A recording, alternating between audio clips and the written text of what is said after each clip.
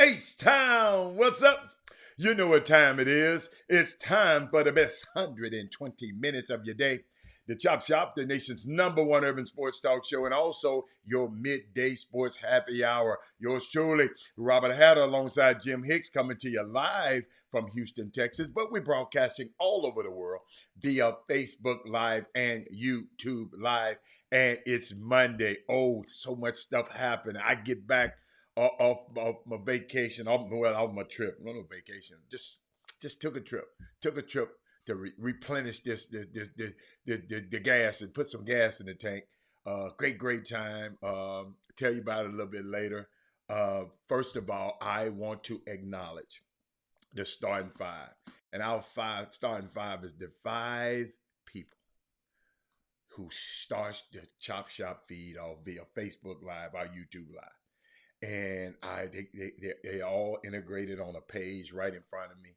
And the first person is Daryl Anderson. We got Melvin Dukes, Sonia Billingsley, Chris Charles, Garrison Sinclair.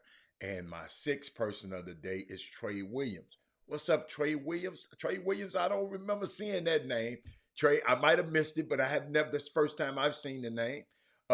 Shout out to Trey Williams. And Trey, I hope you go over to YouTube and go over to YouTube and subscribe to the YouTube page already. Okay, would you do that for me, Trey, if you hadn't done it already? YouTube Quincy Wiley. I've never seen your name. I probably didn't seen it. I hadn't seen it in a while. But do us a favor, go over to YouTube and subscribe to our YouTube page also. So if something happened and you can't reach us on Facebook, you get the notifications on YouTube also. Do that for me, Trey and Quincy. Y'all might already be done. I mean, y'all be subscribers, but I'm just extending you the opportunity today. No businessman is done. I'm just hollering at everybody. I see Rod Wells. I see, Rod, we're going to have fun today. I don't see Mindy yet, y'all. Rod, somebody call Mindy Collins right quick. I don't see her name yet. Kim Jack, hey, Kim. Kevin Allen is in the building. I'm going down. What's up, businessman? Mark Edwards, what's up, boss? Todd, what's up? Thank you, everybody, for the birthday wishes, the birthday shout outs. I appreciate it, man. Let me tell y'all something. I had the best birthday I've had on this planet. They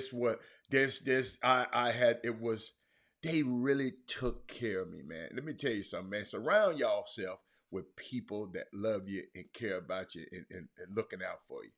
You know, because like I said in my Facebook post, time too short. Don't waste your time with people who just not worthy, man. Time is. Let me tell you something. I told y'all this a long time ago when Kobe died.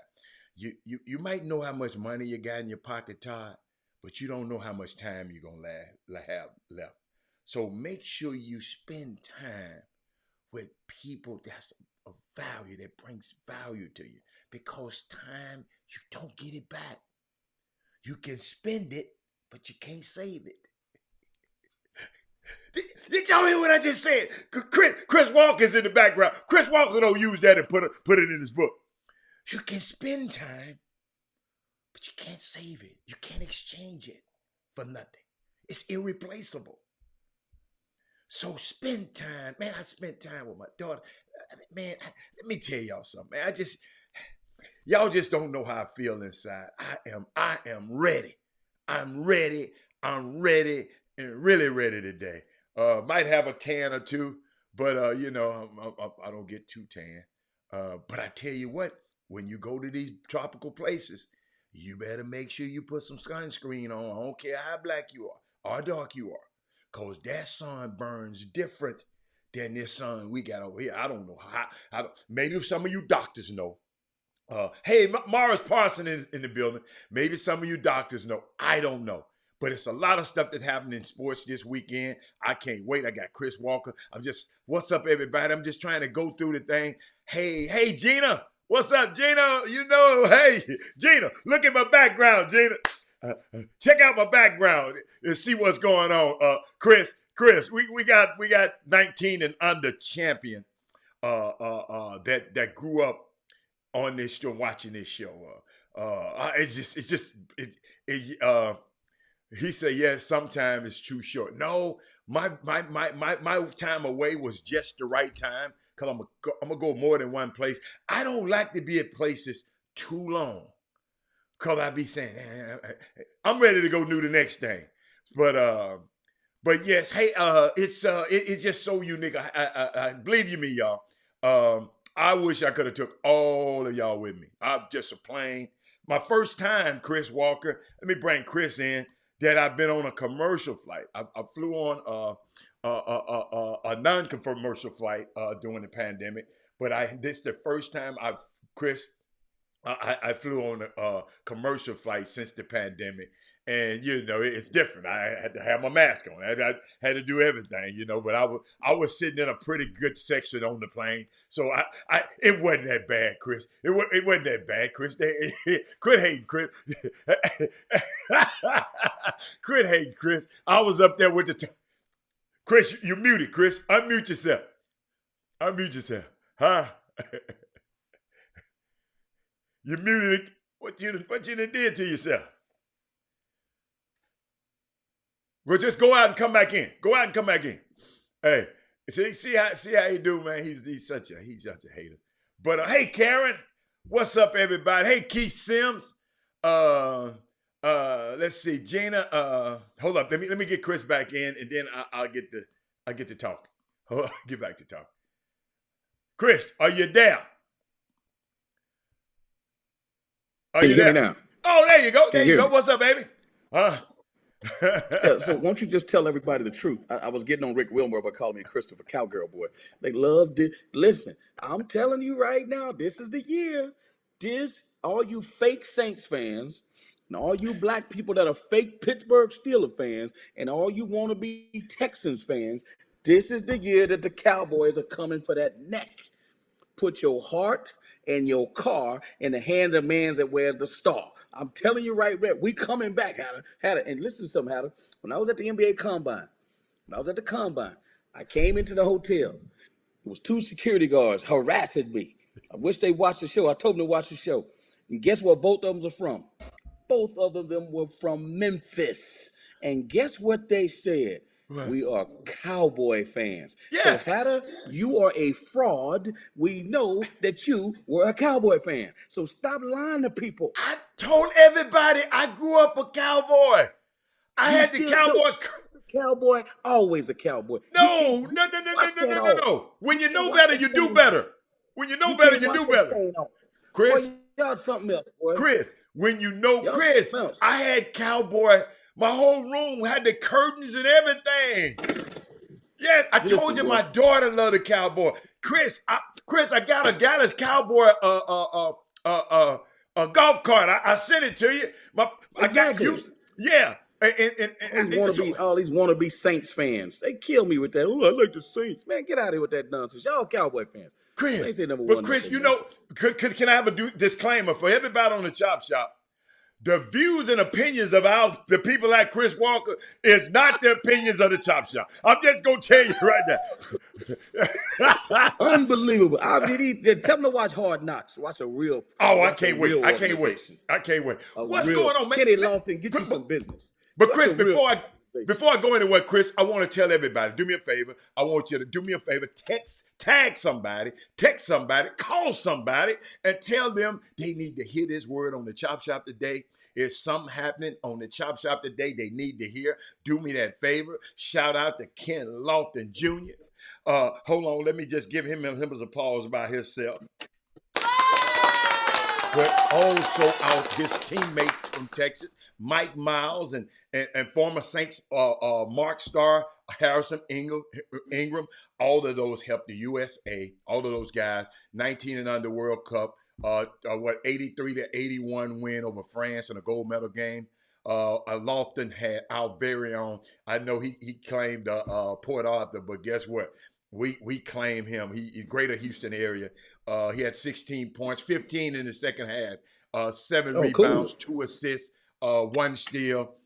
He was my MVP. He didn't get the MVP, but he was my MVP of the day. But I wanted to just shout out to Junior. And let me just show you a couple of things before we go any further, Jimmy. Chris, I got to get you his salute to his hometown and his college. All right. Shout out Port Arthur, just did this for y'all, for the best. Thank y'all. All wrestling, shout out Port Arthur, just did this for y'all, for the best. Thank y'all.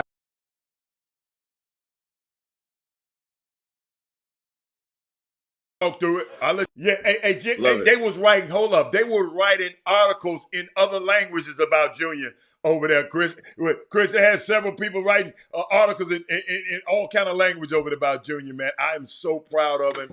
But this kid, Mikey Miles, I don't know him, and he's growing on me. He gets, every time I see him, he gets better. Who they talking about you, Chris? They talking about the girl that won. They talking about the girl that won the spelling bee, Troy B. Enemy. Oh, we gonna talk about her. We gotta talk. We gonna talk about her. She's in, but no matter of fact. If you had handles like that, you would still be playing. You would have made a lot of money if you had handles like that, Hatter. But that's all right. You was just a catch and shoot guy. You only shot it when you touched it. That's the only time you shot it. Chris, you got to realize who my idol was. Who they say I played. Who was your idol? Isaiah Thomas.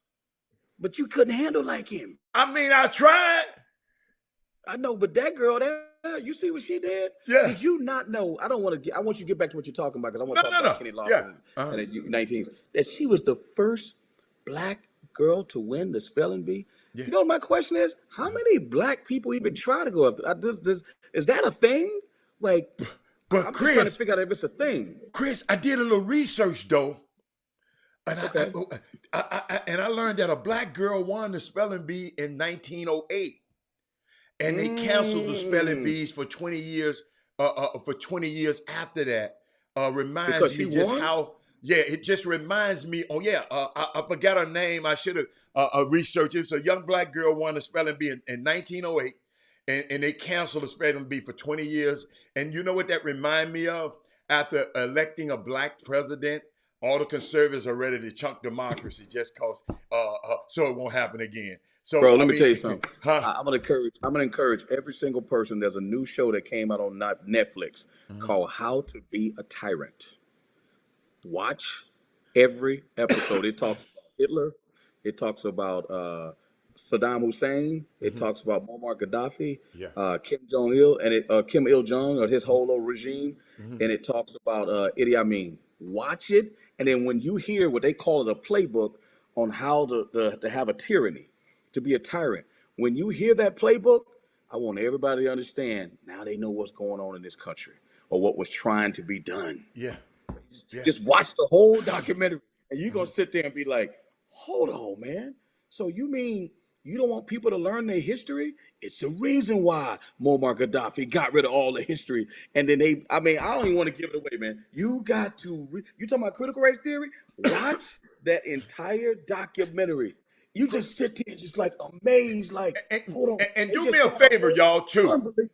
Thank you for the information. But when you watch the doc, always follow up the doc with reading books about these Absolutely. things.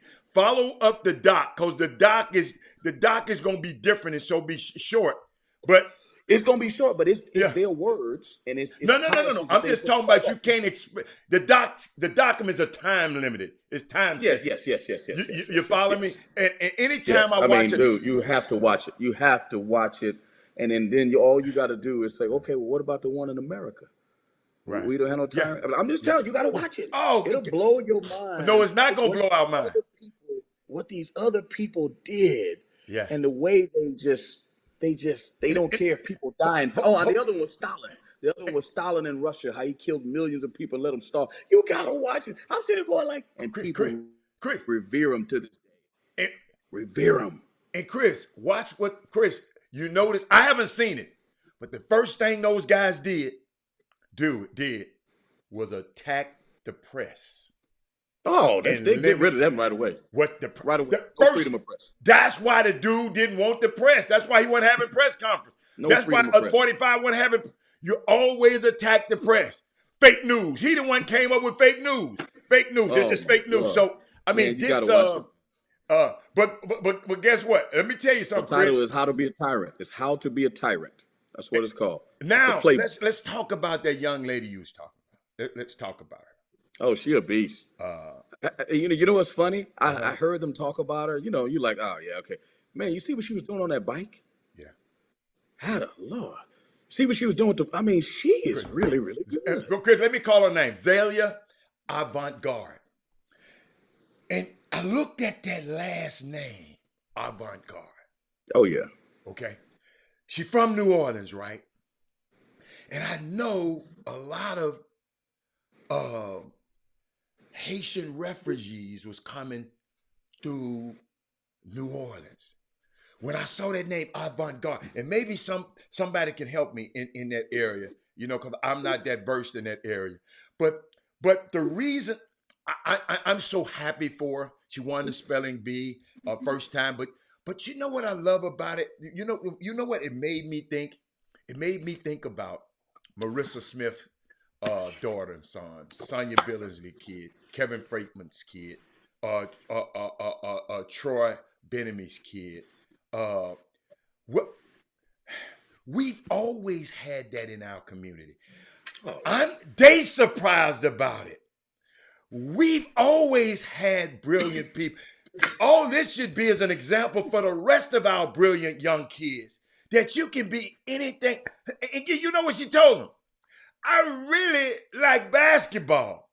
I just did this the last 2 years. This is what I do. But she was homeschooled. Thank you, Troy Benjamin. She was homeschooled by her parents, and ain't nobody talked about. But I want to shout out her parents today. Say it again. She was what? Homeschooled by her parents. Exactly. So she didn't allow the system to teach her. Her parents taught her true history and her true. She probably at that age know who she is more than a lot of us know who we are, because we were taught. We were brought up on the guy. I cannot tell a lie. George Washington. Mom and Dad, I chopped down a cherry tree. I cannot tell a lie. But you had slaves. But you were the first president of the United States. But didn't nobody, they didn't teach me back then, Chris, that he was a slave owner.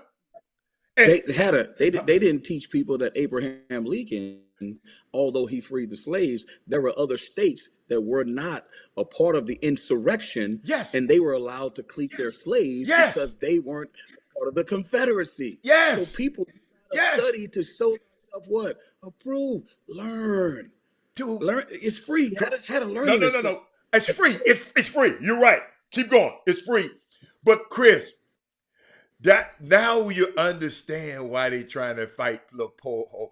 Hey, y'all need to do me a favor. If nobody on this show heard me the other day talk about Nicole Hannah-Jones, if y'all didn't just go look up the 1619 project, shame on y'all. Because that's what started all of this, Chris.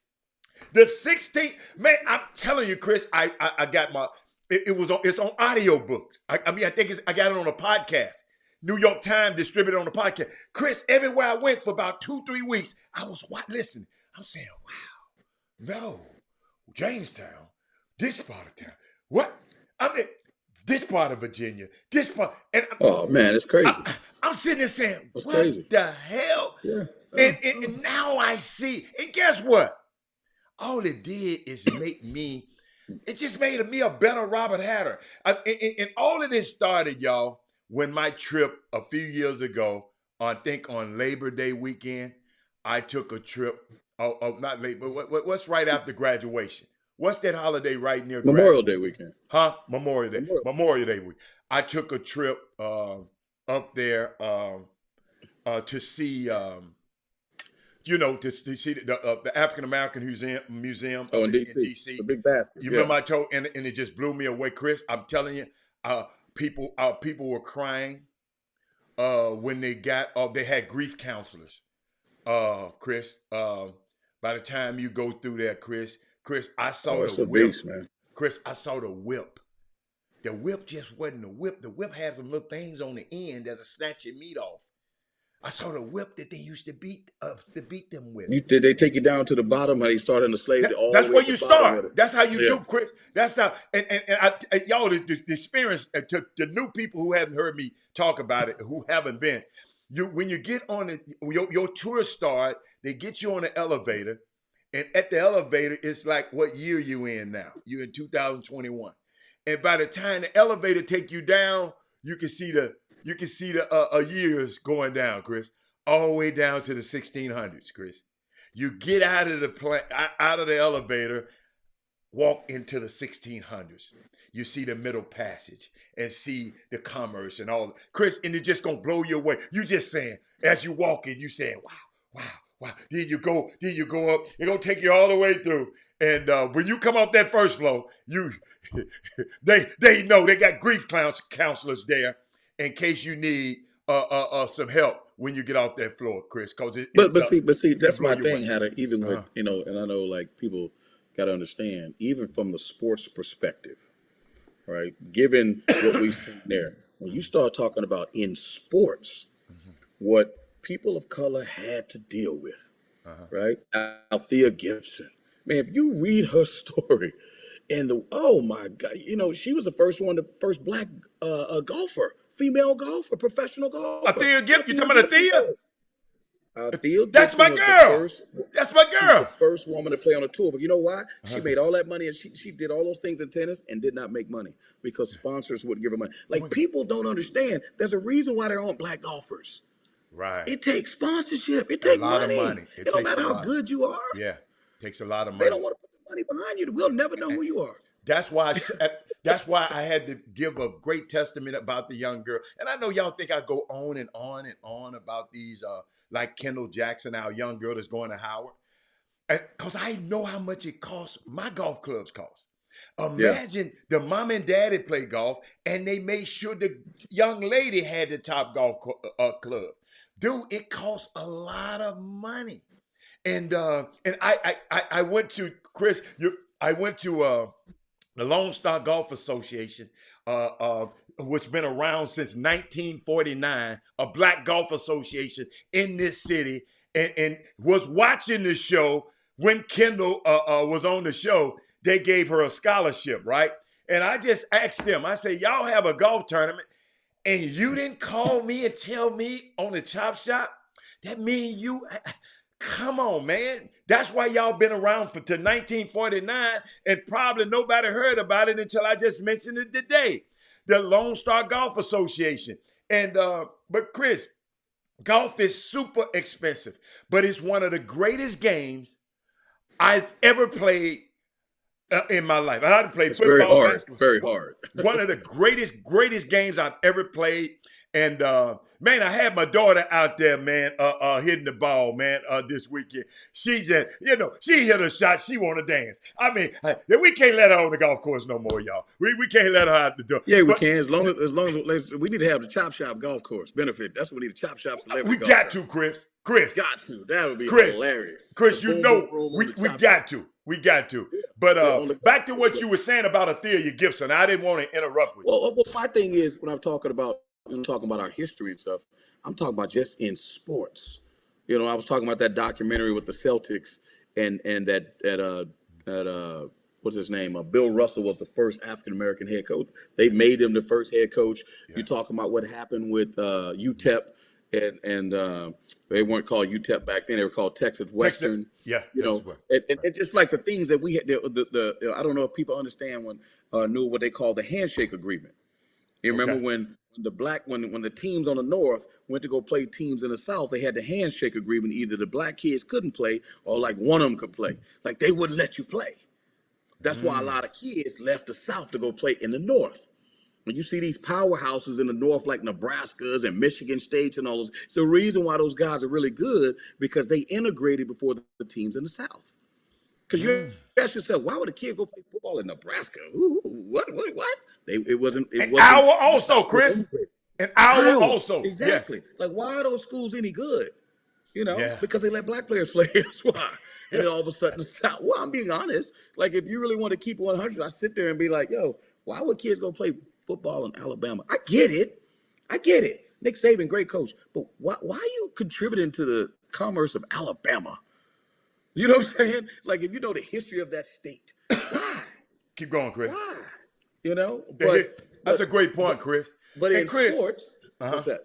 No, keep going. No, keep going. No, I'm saying in sports, it's just different. I remember the first time they integrated UT. Alfio is on here. He know about the first time UT football was integrated, and what you have to endure, and you have to understand when you go to those schools and you're the first. You're the first. I saw that special on the first guy that played at Alabama. You're the first. That's difficult, man. It's not easy. There's a team. I remember the University of San Francisco. There's a documentary on the University of San Francisco football and how good they used to be, and they wouldn't let them play in a bowl game because it was in Florida. I want to say it was the Orange Bowl, but if you go there, right, they said the black players can't play. Like, people don't understand what was going on. Hey, man, y'all got to dip. The country had 2 sets of rules with Jim Crow, bro. Yes. Like, the people don't realize. Yes. You in L.A., that's where the Chitlin Circuit came from. People know the term. There might be some young people on the Boomer Room, the Chitlin Circuit and the Green Book. Right. Because you had to know when you traveled, you had to know where you were going. And you had to know and Chris, and you had to know which one of the towns were sundown towns. Oh, my God. Keep going. And think about it if you didn't have that knowledge. Mm-hmm. You're like, oh, man, I'm from L.A., blah, blah, blah, blah, blah. All right, take your butt down there if you want to. Yeah. It's a whole different world down there, bro. Like, and so some people never wanted to live in the South. There's a lot of, and then you had the Great Migration, where a lot of people moved to, Chicago and the Midwest and stuff, and they moved to Arizona. I want to say Chicago, but to Arizona. They moved to Missouri, Oklahoma, Kansas, the Jayhawks. They moved in those areas like that because they're like, man, we can't. Because as soon as slavery is over, everybody want to get out of the South. Yeah, everybody want to get out of the South. So when it comes to sports, people don't realize that the way sports has changed everything. Mm-hmm. Sports has a lot to do with us. People accepting. I was watching the game last night. I was watching the Bucks game. Mm-hmm. You know me. I mean, you know what it is, man. I'm like I said, I'm not pro-black. I'm proud black, right? I'm like, are there any black people at the game? Not in Milwaukee. I'm like, Chris, have you ever been to Milwaukee? Yes, there's black people in Milwaukee, man. There's a lot of them there, but they ain't coming to the game. I'm just saying. Jimmy, I mean, Chris, them. I'm gonna tell you why, Hatter. Because I'm looking at all the dudes on the floor, right? And I'm looking at all the people watching them. But you got to be able to afford to get in this game. It's a new stadium. I get you, but now you wonder why. They market the way they do, because they marketing to the people that's gonna do what? Buy the tickets. But then if you go to Atlanta, that's why I love to go to Atlanta. Atlanta is my favorite place in the world to watch a basketball game. Or a football game. It's fun. It's like us. Because they got a lot of people that look like me in there. That's right. Yeah. I would even say at the Toyota Center, you see a fair amount of minorities there. Not that many. Not when I Well, go. not like Atlanta. Not like Not Atlanta. like No, no. Atlanta a whole different I'm world. talking about Atlanta. Atlanta is Yeah, different, Atlanta man. a whole different world. A whole different world. But Because like Troy said, it's segregated. I know it's segregated, but they ain't got to do with them buying a ticket. yeah, I yeah, get that it's segregated. yeah. You They see what I'm wasn't saying? even I outside. think They were. Hey, Dallas is I hold think up, Dallas is segregated. hold up. If you want to keep it 100, You just made me think about it. You know, because 25,000 fans are outside of that stadium watching it on the. on the deer thing. I Yeah. didn't even see that many people out there that look Bro, like I'm us. just telling you. I'm telling you. I'm like, man. I'm like, so they don't have no black people got. I mean, I want to say they don't have any money, but dang, you talking about Black Lives Matter. Oh, they're not Yeah. coming back. This and that. Ain't a seat in the house, Hatter. Ain't a seat in the house. And they got 20. They got thousands more on the outside. Yeah. And so like when you see that, you're like, wow. Did you see what? I'm gonna shift topics for a second. Okay. I mean, But- it feels like we always talking about race, but Uh-huh. did you see what happened with the World Cup, with the Euro Cup yesterday? The news with the racists, unbelievable. Because they was mad at the guy who missed the That kick. missed. Yeah. That missed.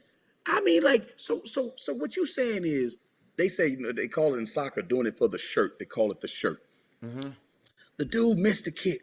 Do you know they defaced his mural? Yeah. And this dude is a guy of the community Yeah. that does stuff to help the community. yes. And they don't care. Great- Hatter, great if young he man. made the kick, this is what we got to watch out for. If he made the kick, guess what they all saying? Hatter, you the greatest. Yeah.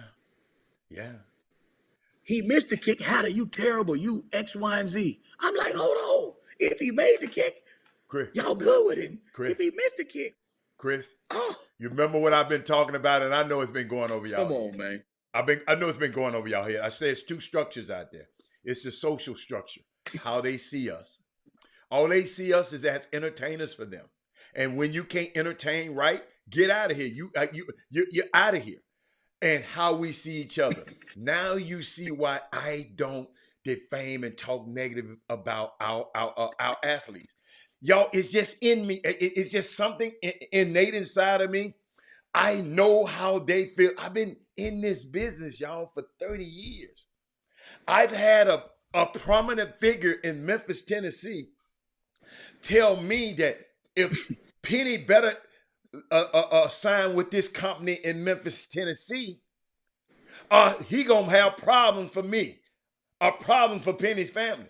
I said, well, you just got to bring them damn problems because we're not signing with that. I mean, it's just people, how we see each other, Chris, how you see me is more important than how they see me. Those people are fans. I told you, the fan is the root word for fanatic. Those players ain't thinking about that them little young. And it's four of them on that team, Chris. It's four of them on that team. And powerful, a great young But no, black I man. got one better. I got one better. Come on. They ain't been to the finals since 1960. Yes. So they got there and they still crazy. I'm like, hold on, y'all. What about all them dudes before that did make it to the finals? Yeah. These dudes get you to the finals, and you won one time, and you do, and that's how you act. Let me tell you something though.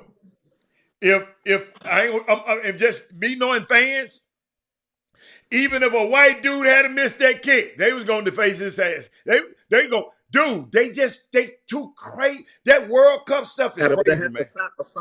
Soccer's known for the people with the gorillas. They're known for the racist stuff in soccer. They're known for that stuff in soccer. Yeah, I got you. Especially in Europe, they're just known for that. And again, I mean, racism is such an ugly disease.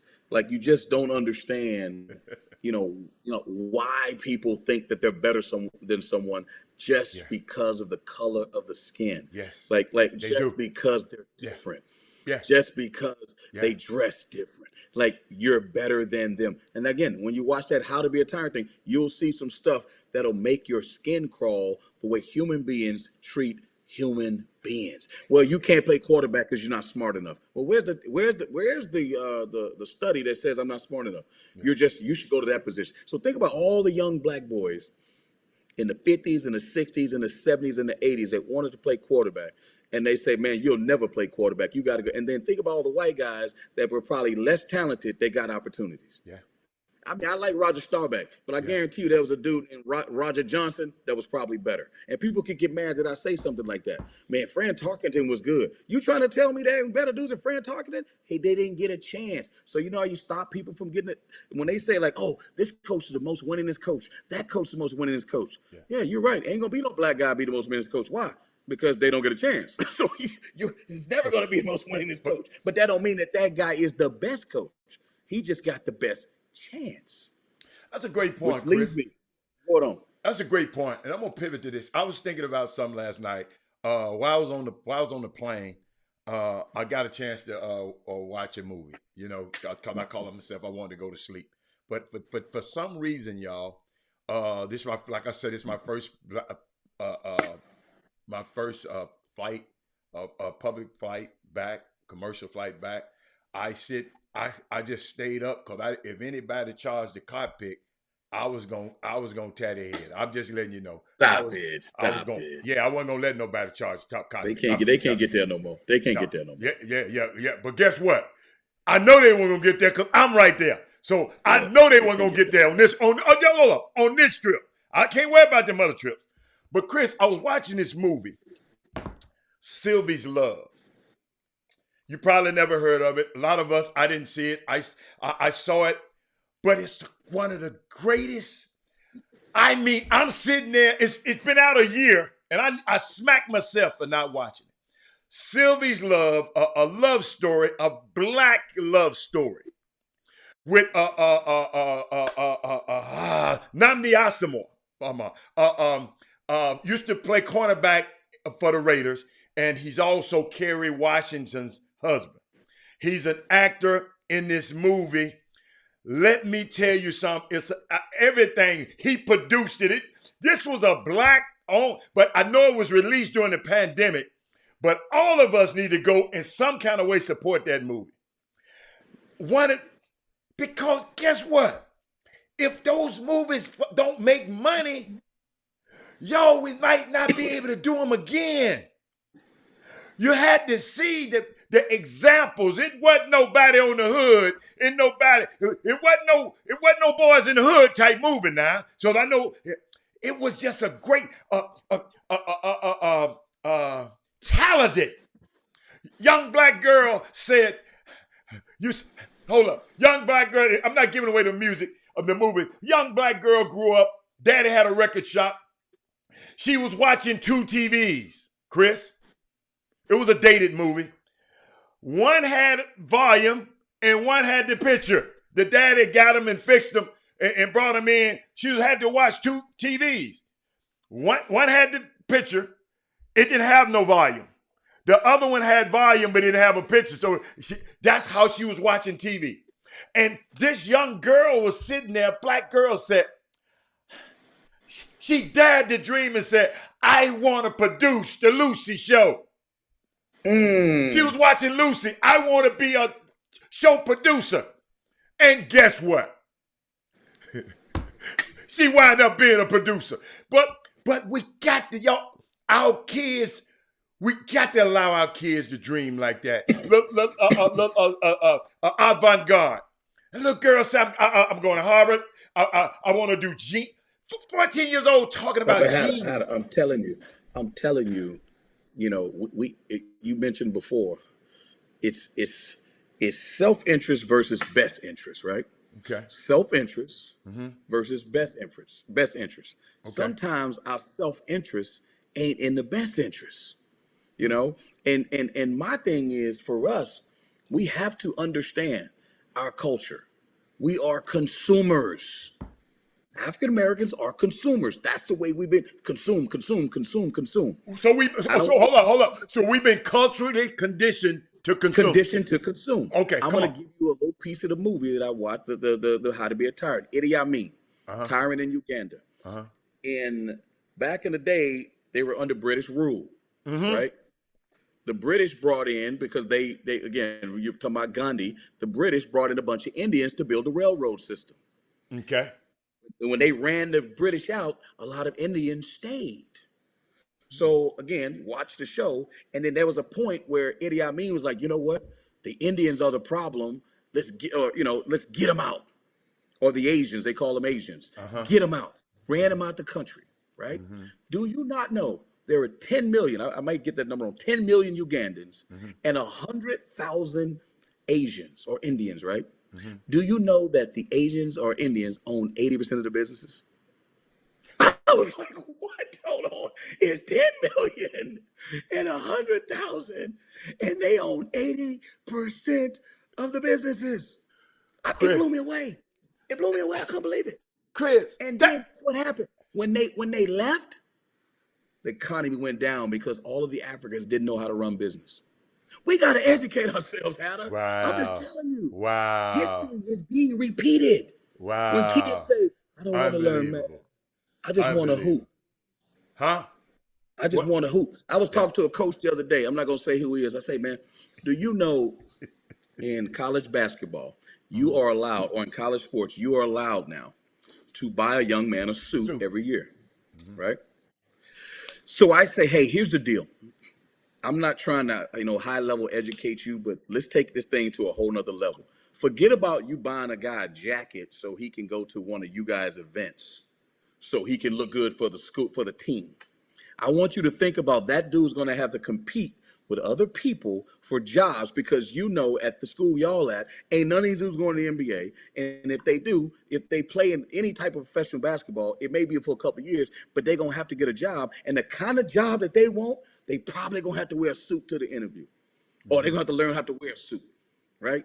You want to be in finance, you want to be there, you want to be a doctor, okay, there's certain places you don't do it. You want to be a lawyer, you got to wear a suit. You want to be, all I'm saying is teach them how to wear a suit because they're going to have to go to an interview one day. I say, but here's the thing, man. Do you know that some of these basketball players, or these athletes, if you don't teach them, if they didn't learn at home and they didn't come from a certain background, they'll put a suit on with some Jordans. Yeah. They'll put a suit on with a big old Gucci belt Yeah. popping out. Don't know how to wear a suit, collar too big. They don't know how to dress. Yeah. I say, so listen, man, that same kid, if you let him dress like that for 4 years, how you think he gonna go to an interview?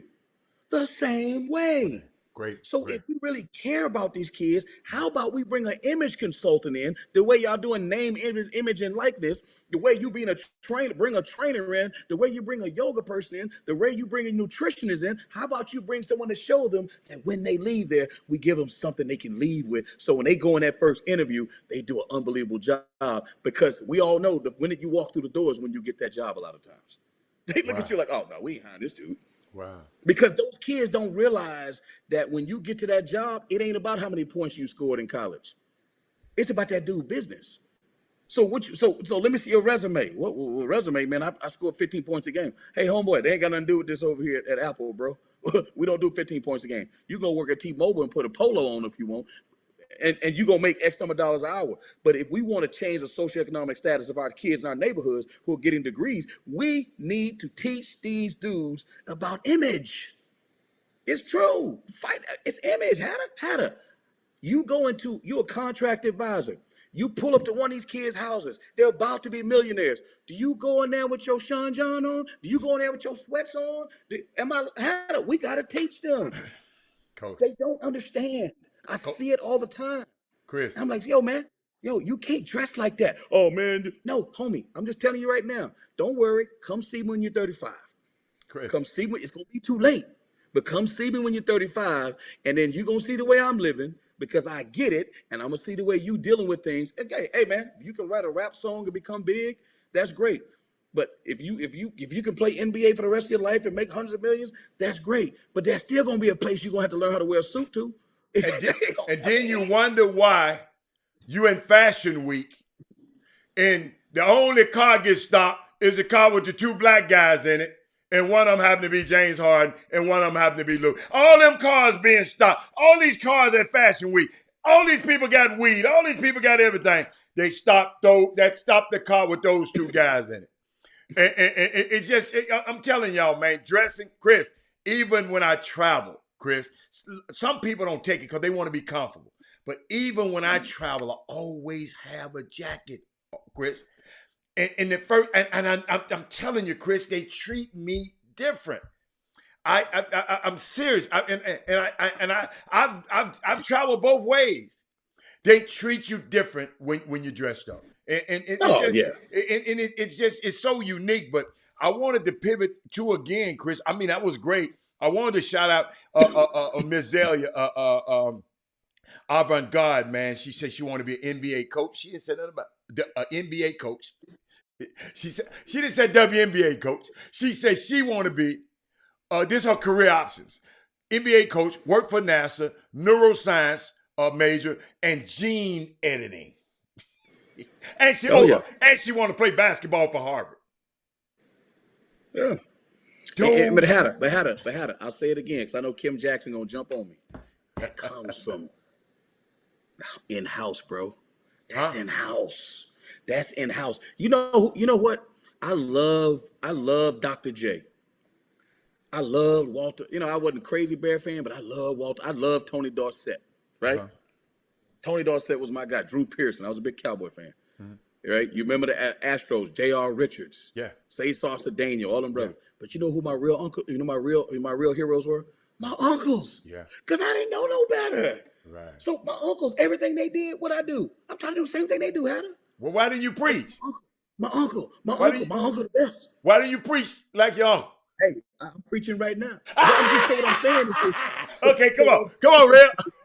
But my point is, that was something I wanted to do because that's what my uncles did. Yeah. So what I'm saying is when people say, oh, role models, this and that, it don't start at home. When I say family, I'm not necessarily talking about mom and dad, bruh. I'm not just talking about mom and dad. Right. I'm talking about concentric circle of people that are influencing that kid when they're young. Yes. Right? When they're young. Yes. So it ain't those athletes that they didn't fall in love with right away because they don't know anything about sports. Thank you, Chris. Thank Chris. Chris, I'm getting on the plane, coming back, right? Partner of mine called me and told me, I said, I'm going to give you a few minutes before I get on this plane. And he was really talking about why a lot of the athletes won't promote Lazelia Avant Garde. I said, first of all, it's fresh. It's new. They tweeting about it. LeBron tweeted about it. Everybody been tweeting about it. What do y'all expect for these athletes? Athletes can't do everything, ladies and gentlemen. Man, these athletes need to do this. These athletes need to do this. I said, no, slow down. It's more of us than it is of them. What? Oh God, yeah. What we need to do to promote in our sphere of influence, let us promote these young girls. Let us promote these young men. They can be the next Azalea Avant Garde. Somehow we just think the athletes gonna be our savior. It's our culture, man. Think about it, Hatter. In the 50s, 60s, 70s, 60s, I wouldn't say 70s as much. Who's the most influential person in our community? The preacher. Yes. The preacher. Yes. The preacher. Yes. The dude on Sunday. Yeah. Martin Luther King. Yeah. Most influential person. Yeah. Malcolm X. Yes. All these guys are people of faith. Yeah. How about today? Look at today. How powerful are the preachers? That's our culture. Yeah. That's our culture. Yeah. So a guy like Ben Crump is like a unicorn. We're like, Ben Crump, he get every case. I'm like, man, we got 100 Ben Crumps out there. Why he the only one? Yeah. Why he the racist whisperer? Right. You know what I'm saying? Right. Do you know how many dudes out there that are out there grinding that we don't? I'm telling you, and people can disagree with me. That's fine. I invite it. That's good. Is that we only can be what we see. Why do you think they control the TV the way they do? Watch the movie. Watch How to Be a Tyrant. They control the media. Hey, man, if we tell these dudes they can only be this, that's all they're going to aspire to be. Because they consume TV, right? And it's called brainwashing. They brainwash us into thinking that's all we can be. I'm telling you. They brainwash us. Right. So guess what? Oh, man, you'll never be that. Don't try that. You'll never be that. They'll never let you do that. Don't try that. I'm telling you what I know, Hal. I'm not telling you what I think, bro. And so we need our people. Again, it starts at home. We got to get our kids to believe in them. People chop up Obama all you want. I say, you know what? Y'all can chop him all you want. Ain't none of y'all ever run a political campaign. You have no idea what that dude did to get to where he is. You don't have one clue how to be a CEO of a company where you got all people that don't look like you answering to you. And you talking about the United States, one of the most racist countries ever. Yeah. That's capitalistic, by the way. Yeah. Not a tyranny. Yeah. One of the most racist capitalistic countries where you go Had to be fight voted in. against another Had- country had- and come home and you can't. Come on, man. Like, people got to understand. It's the reason why they don't want critical race theory taught. They don't want that stuff taught. Why would they want that taught? But you know what someone said? You can't go forward in your future if you don't know your past. So whether they want to know our past, that's fine. But we need to know our past. Hold on. And I love Crystal. Crystal, you know you're right up my alley right now. Crystal said like they cancel love. Crystal.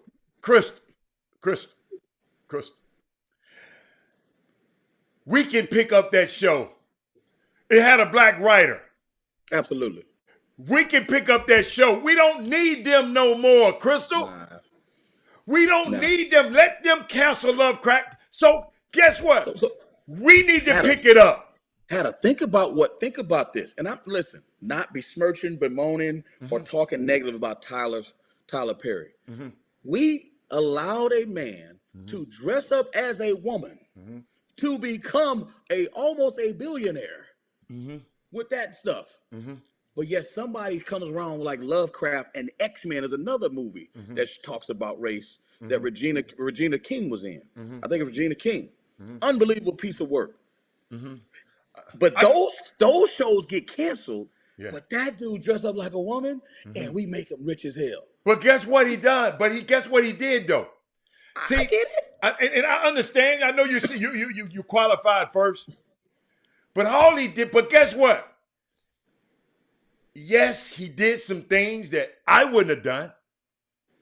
Dress up like a woman, but that's just a character. It's not even that. It's not the but you got to go look at his history. He was you. around a lot of women, so he was trying to portray Madea. No. I know what you're saying, but Right. you're saying that. But Chris, he built his empire on more than just Madea. But Madea built it, Hatter. Madea started. Yeah. You can't say Tyler Perry without saying Madea. Yeah. Well, And guess doing what? movies To like me, Sisters and Over and Bruh, he doing all to that me- stuff now. to- But Madea started that thing. because guess what? He put himself in instead of being. Guess what?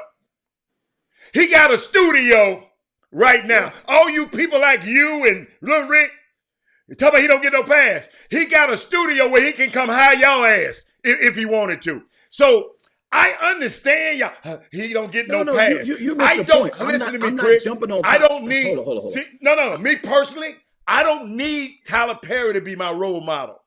But that's not what I'm saying, Hatter. I'm not jumping on Tyler Perry. I'm talking about how they see us.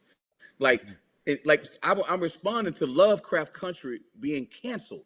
I'm saying they will support Tyler Perry. Excuse me. doing that. Hold on, stop, Chris. Lovecraft County was one of the highest rated shows on HBO, and they took it off. It Right. was highly rated. But Hatter, so was Madea. No, not like but this. It's the content. It's the Yes. content of what's being. We're talking about the content. But I'm who saying the control? content. No. You saying who control the content? They cancel it, but we can pick it up. That's the point I'm with trying you. to make. I'm with you. This is the last point I made. I'm saying the content of what Tyler Perry is doing, and he does other stuff too. Yes. I'm saying the content of that made him what he is. That Lovecraft is racial content. They don't want to see it, and it's popular like that. They don't want that on TV. Did it, Bob? We Hold gotta up. get rid of that. We gotta get rid of that. It's you know what? It just kills me how people who ain't done nothing always want to complain about people who've done something. Right. You always remember, I'm gonna be consistent who I am. I watch what I say about our people, cause I know Tyler Perry was shocked. All of them old shows that to all of them Hollywood people, they told him to get the hell out of here with that. Oh, absolutely. They sure did. But why he always giving back to the black community? He always giving back to black because he said the black people the one made him rich. No question. And you know who he said that on? He said that on the show with Kendrick Burris. It's called Black as AF, right? Black as On fuck. Yeah, Netflix. black is, yeah. Yeah. Yeah. And he told him, because Kendrick's like, man, I've done all this and they won't give me no love. And Tyler, you see what Tyler Perry told him? He said, hey man, let me tell you something. I'm doing moves for us. Because that's what I know. That's what I know. And guess what? They made me what I am. So I don't give a damn what that, who says that Rotten Tomato, the rest of that stuff say. All I know is people support what I'm doing. So to your point, That's if why I they support it. they want Lovecraft to be successful, Hatter, I said it before. If they want the Chop Shop to be successful, we could be the #1 radio show on period. It should be. If they want it to be. It should be. If they want it to be. Especially in Houston, if they wanted to be. You know If they what? want it to be. Let me show you something. Paul Miranda said, hey, BET pick up. BET is not owned by Black no more. Oprah is not owned. It's not owned. Oprah is not owned by herself no more. Y'all got to go look that up. Oprah is just she don't own that company. She sold out too. I mean, yeah, she don't own that company anymore. Y'all got to look. They was telling me about that. I don't know how much she owned, but she don't own like we think she owned. Tyler Perry, that studio, Chris. Last time I went to LA, I heard it was amazing. Chris, you can put Paramount. Chris, I've been on the set of Paramount. You can put Paramount, MGM, Fox, all of them on this man property and still have room left. This young man went and made a power move out there. I don't know how we got here. Oh, the Lovecraft County. But guess what? Yeah. Well, we have enough power people now. We got a studio where we can shoot it right now. Yeah, some people just crazy. you gotta Man. understand. Her Some crazy, people, man. Y'all crazy, man. Yeah, man. Come on, man. Y'all. Yeah, Listen, some people just. don't. You know what I tell people? I said you made a great point, Hatter. Like sometimes people don't realize what those guys have to go through to get to what they got. Like when you see somebody successful, I tell them all the time, hey man, that's the icing. You need to look at the cake because that cake, trust me, it's gonna turn your head. Like what you said, what Malika Andrews went through. We watch it on TV, we don't know her story. Like people don't understand what these people go through to get. I was talking to somebody about Bruno Mars. Man, you gotta look at Bruno Mars' story. Y'all talking about how good he sings? I said, man, you gotta look at that dude's history. Look at it. Look where he come from. Yeah, they talking about. Hold up. They talking about he's hijacking the culture. What? He came from. Him and his daddy was out there hustling. What? Man, I'm telling you. And my thing is, people just you gotta give respect. I agree with you, Hatter. You gotta give respect. You never walk miles away in a man's shoes. Yeah. You gotta give him respect. You gotta give him respect. Because you don't know. You can criticize. Listen, you can criticize me, critique. I put myself on this platform, so I don't mind people criticizing. Yeah. I would do it if I couldn't handle it. I love it. That's what it is. You know what I mean? I get it. But at the same time, come up here and sit where I'm sitting right now and see if you can take it. Come, let's trade spots and see if you can handle it. And do this every day. You know what I'm saying? I like that. I'm just saying. You gotta like work around that. the match. It's not as easy as people think. So when those guys, I can be critical. That's what I do. This is a chop shop. I'm gonna chop you up. No matter what. I may not chop you up the way Hatter does. I may not chop you the way Jimmy does. But this is the chop shop, which also means we can get chopped up. We chopping it up. You know what I mean? There's certain things that's good. There's certain things that bad. But again, my thing is, with the Tyler Perrys, the Oprahs, and all those guys. Hey man, Oprah's not a drop dead dime. She ain't like the model of what we be like. Yo man, here's the most successful black woman, period, on the planet. Look like her. Come on, man. Yeah. That lady talented, man. That lady smart. And the young lady who I wanted knows what she had to go through to get to where she is. And the young lady I wanted to tell you about was Misha Green. That's the creator of Lovecraft County. It was a book, Misha Green. So she got Chris, she could take that anywhere. We Oh already man. got it. She could take that anywhere. I So mean, it was a different show. it's Like a you got to different be show. into it. It was a different. It was some Different superhero show. stuff. What's up, Like Jimmy? you What's gotta, up, Jimmy? Somebody, how about them Astros? Hey, man, Minnie, forget them don't Astros. go Forget there. them Hold on. Astros. I You heard know about what? that. I couldn't Don't believe that. go there. Cause Forget the Astros. Cause I was an Altuve. Hey, on Thursday when I was Wednesday when I was about to get on this plane, I said,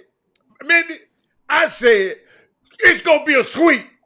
And Chris, they come in and smacked them upside the head. Then Chris, the next game, smacked boogers out their nose.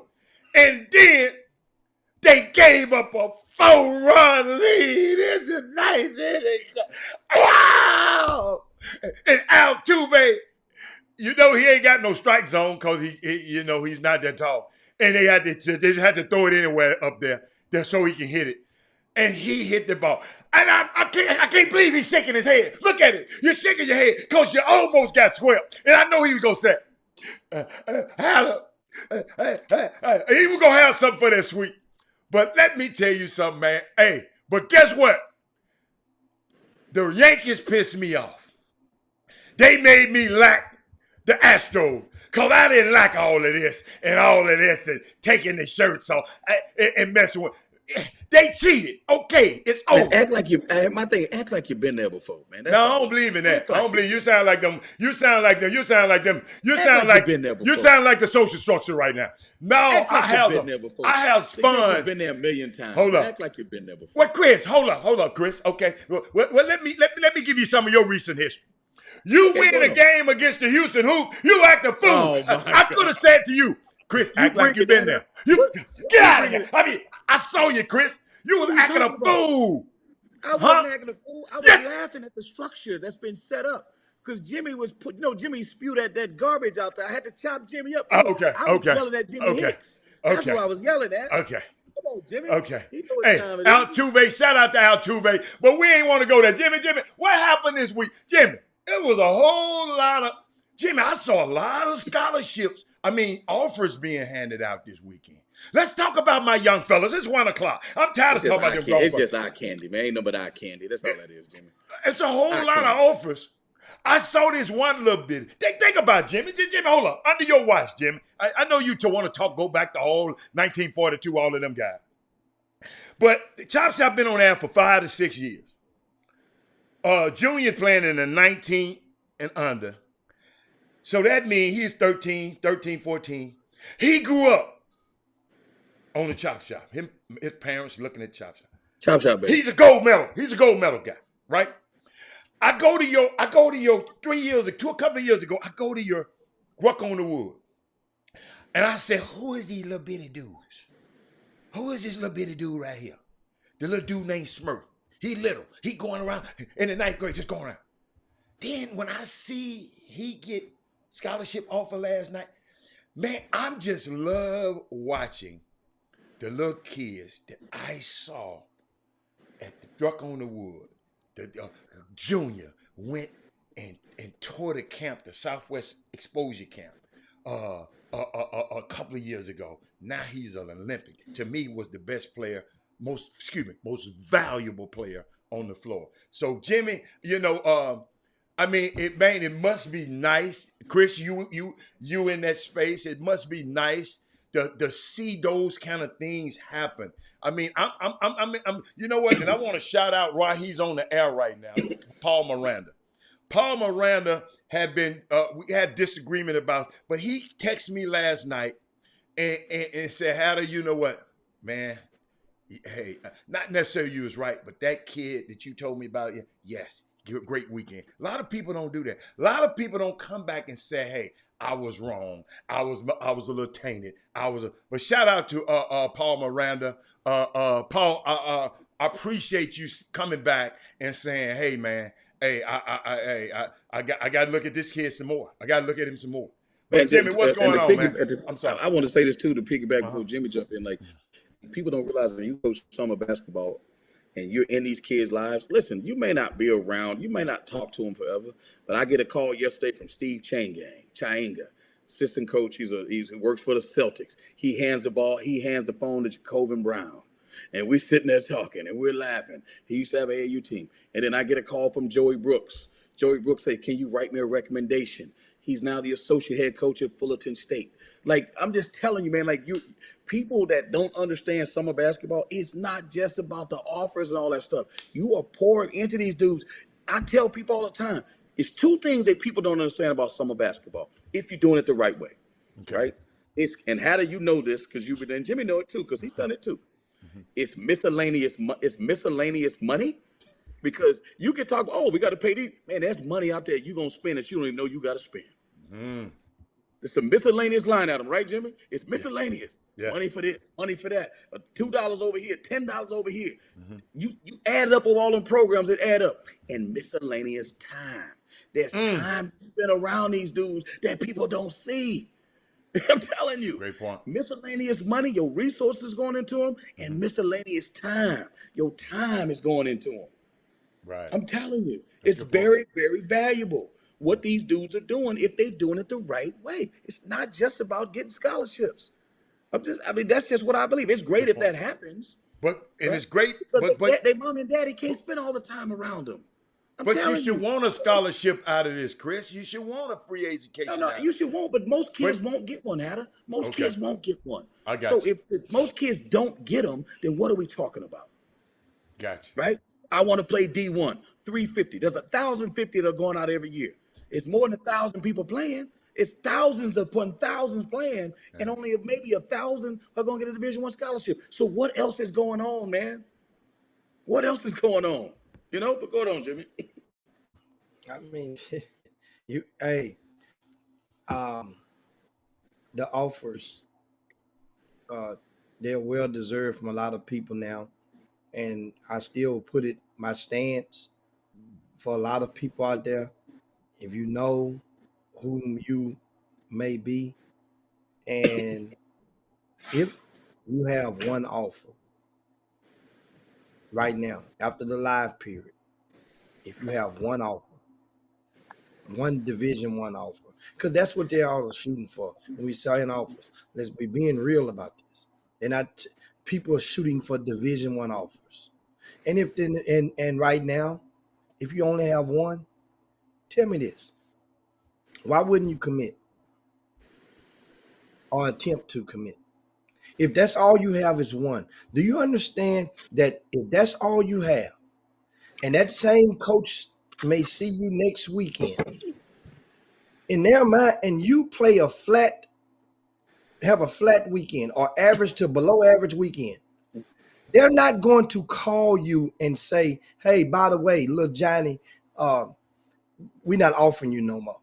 They're not going to call you and say, you know, that offer we gave you is not committable. So you will have no idea that they've moved on or they've cooled off on you.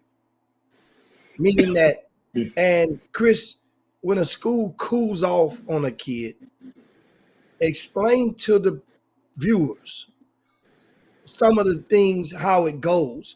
Because understand, a lot of parents are at a disadvantage in this recruiting process unless you take it by the horns and take control of it. So if you as a college coach, Hatter and myself are prospects on opposite ends of the country. We're the same position. And you've offered both of us. How do we know if I go and I have a flat weekend coming up?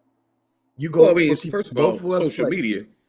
First of all, with social media, you can't get one kid to not say, blessed to get an offer from Robert Hatter University. Every kid say that. If I see it on Twitter one more time, I'm going to lose my mind. Blessed to get an offer. Blessed to get an offer, right? What you got to say, Hatter? Chris, reason Melvin Dews read my mind. You talking about the guys who this is their last summer, Jimmy, right? The younger kids don't have to. They don't have to. Yeah, we're talking about the 17U. The kids on the rising seniors. The rising senior. Okay. All right. Okay, good. I just wanted to make sure. Keep going, Chris. Right. I'm sorry. Well, let me say this. Like I said, there's tons of kids out there. It's hard not to know who has an offer because people are so excited, which is fine. They should be excited. I'd be excited if my kid got off. I mean, I get it, and you're not going to stop to the social media. It's what they're going to do. It's a badge of honor. You know, that's what they're going to do. Now, if the summer just started, people are betting on themselves. Remember, and then what y'all said. If I hear one more person say I'm gonna bet on myself, I'm gonna lose my mind. If they say they can get one offer, what do you think they thinking, Jimmy? Well, if I can get one, I can get another one. Well, if I can get TSU, I can get Texas. If I can get Texas, I can get Kentucky. That's how people think. That's how they think. Now, what they don't understand is the deck is stacked against them. It's stacked against them because when they see you play and they give you that offer, that's a very fluid offer. I'm just telling you, it is fluid. Because you're right, Jimmy. The next week, it could change. Explain Because fluid, Chris. one Chris. coach may see you. I'm gonna explain to you right now. Okay. All three of us are assistant coaches, right? Hattie, you got to do what you like. I got to do what I like. Chi got to do what he like. Same position, right? Hattie, you go see your dude play. He play good, right? That 1 week, they say y'all gonna offer, and they say, well, why don't you and Jimmy go watch him to make sure we got the right guy? And me and Jimmy go see him, and we be like, nah, he ain't the guy. After you just seen him. Now, what you don't realize is Jimmy got a dude in his back pocket. I got a dude in my back pocket. You understand that? That I like. And they got to realize these assistant coaches, they get ranked by the players they bring in. Am I lying, Jimmy? They get contracts based on the players they bring in. Do you understand? So there's always ulterior motives. So to Jimmy's point, if it's a school that you like, right? If it's a school that you like, and again, do your due diligence. Just do it. Just don't pop off and make a commitment and it ended up being worse and you end up in a transfer portal. But if you want to play Division I already gave you the numbers. There's only 1,000 spots. You think what you want. 1,000 sound like a lot, right? But to give you $1,000 and then walk your butt in the Rolex store, it sound like a lot. It ain't a lot. It is not a lot. It is not a lot.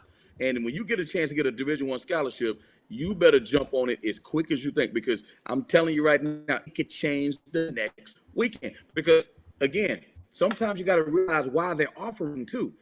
Sometimes they're not offering just because you can play. Sometimes they may be offering because another team in your league offered. It may not even be because you're good enough. Well, if they offer, we got to offer too, just so he'll take our phone call.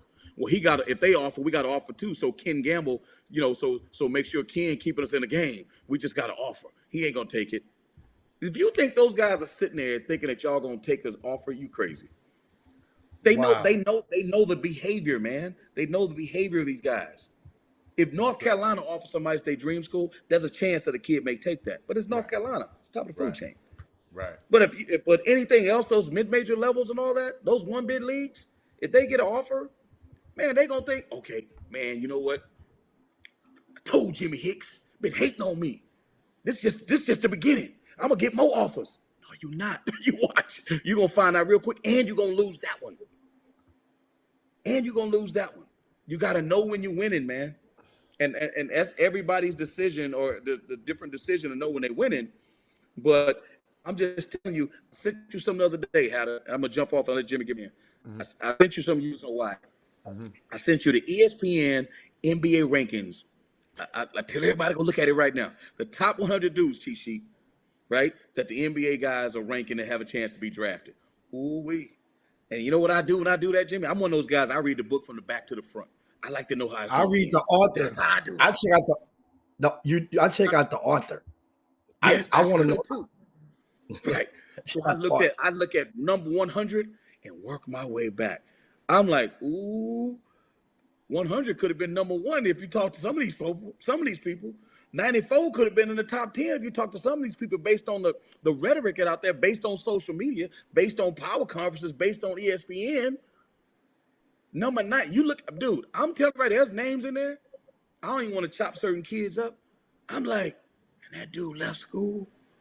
Why? What kind of advice? He gonna leave? That dude left school? They had a dude, Marcus Zagorowski. How about this? He was ranked number 92. Do you know that Marcus Zagorowski was a preseason Big East Player of the Year? The dude from Seton Hall, the white kid, they call him Moshe. He nice. They had him in the 80s.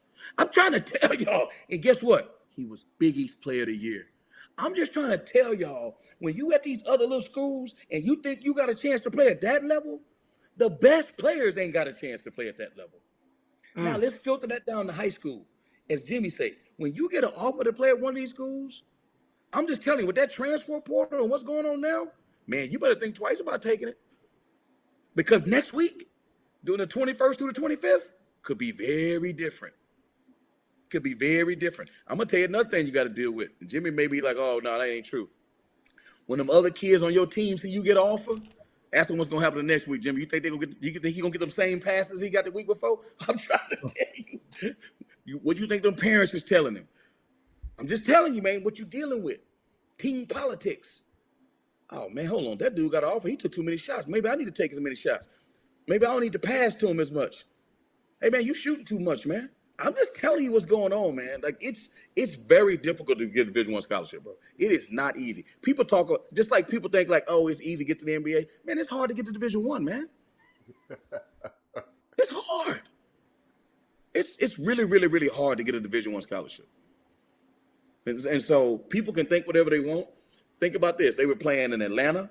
I'm gonna give you a piece of, and Jimmy can piggyback on this. They was playing in Atlanta this weekend. 38 courts. NYTLA had 38 courts. They were playing. Under Armour was playing in Adidas was playing in Birmingham. Mm-hmm. Under Armour was playing in Lake Point. Right? Mm-hmm. Think about this. The GMI was played in Houston. This is the first weekend where they could go out and see kids play with their summer teams. So, people gonna really just, go all out because they ain't seen some of these kids, right? They haven't seen some of these kids. Jimmy might have had 20 coaches at his deal. Now think about it. Like what I'm about to tell you. Them kids at Jimmy's deal probably think, oh man, I should have been in Atlanta. I should have been in Birmingham. But what they don't realize is, hey, bruh, as long as they see you the next weekend, you just got to keep playing good, because the dudes in Atlanta, they thought they was good playing in front of all the college coaches. They might have got exposed, not exposure. You know what I'm saying? And the dudes that didn't think nobody came to see him play, they don't realize it's a weekend to weekend thing. This weekend that's coming up, somebody might see him and offer him. I'm just telling you, man. It's fluid. You can't pin these college coaches down, man. Don't tell you can't pin them down. They don't know. You don't know. Yep. Y'all want to tackle this question? I'm just gonna sit back and listen. Y'all want to tackle that one? Do you think that the refs should be training or a first timer at a big stage tournament like the Live Period, GMI, or Spring Icebreaker? Why not? Understand the trainings. You're saying first timers, many events across the country have what they would call referee camps. And doesn't mean they're first timers though, Jimmy. Yeah, those are not first timers. They don't mean they're first timers.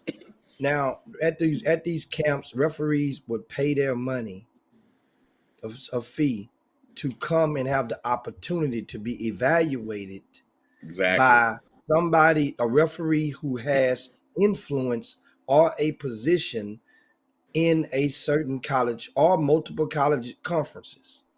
Well, and the thing is, those opportunities are not going to present itself at, let's say, primetime tournaments, because the referees, the officials, they seek to have the most competitive games that are events that they can find to do so. That way, in other words, if you're vying to be a Division I referee at, let's say, the Sun Belt Conference or the Conference USA, then they would prefer that evaluation, you to officiate games or an event, which those type of prospects would be on the floor.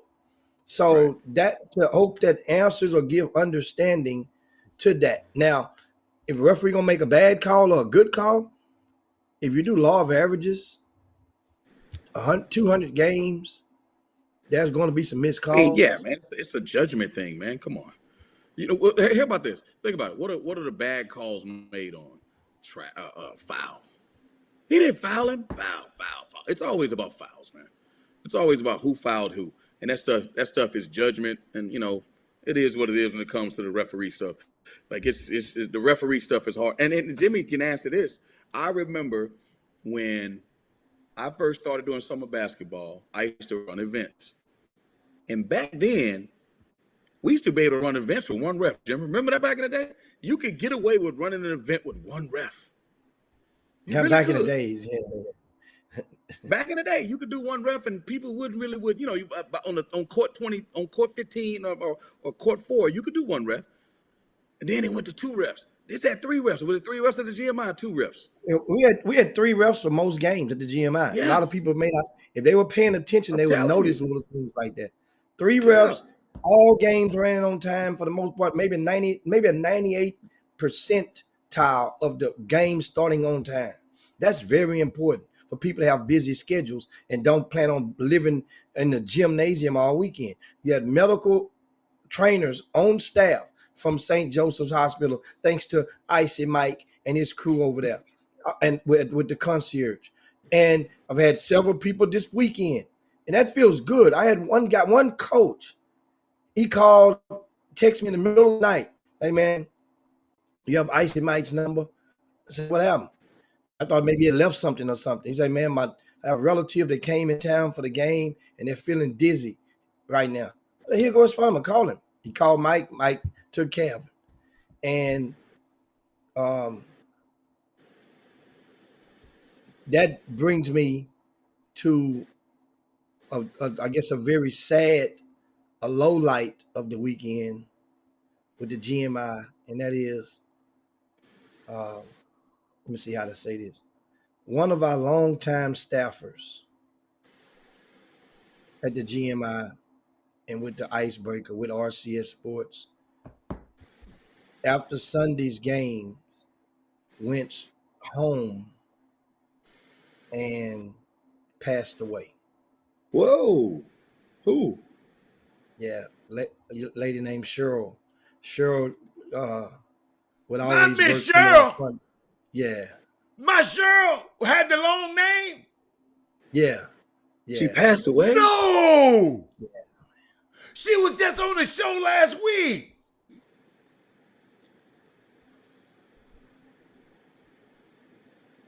They know why? I mean, it was just natural causes.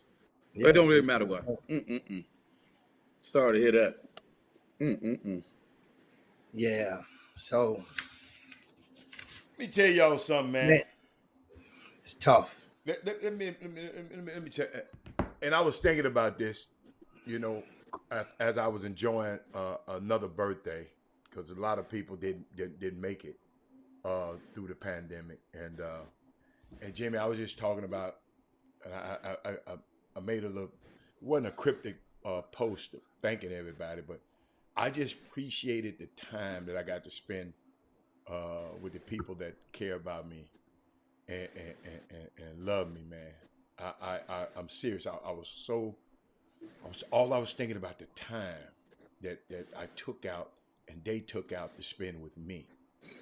And time in itself, y'all, I just want to let y'all know it's perishable, which means it cannot be saved. You can't save time.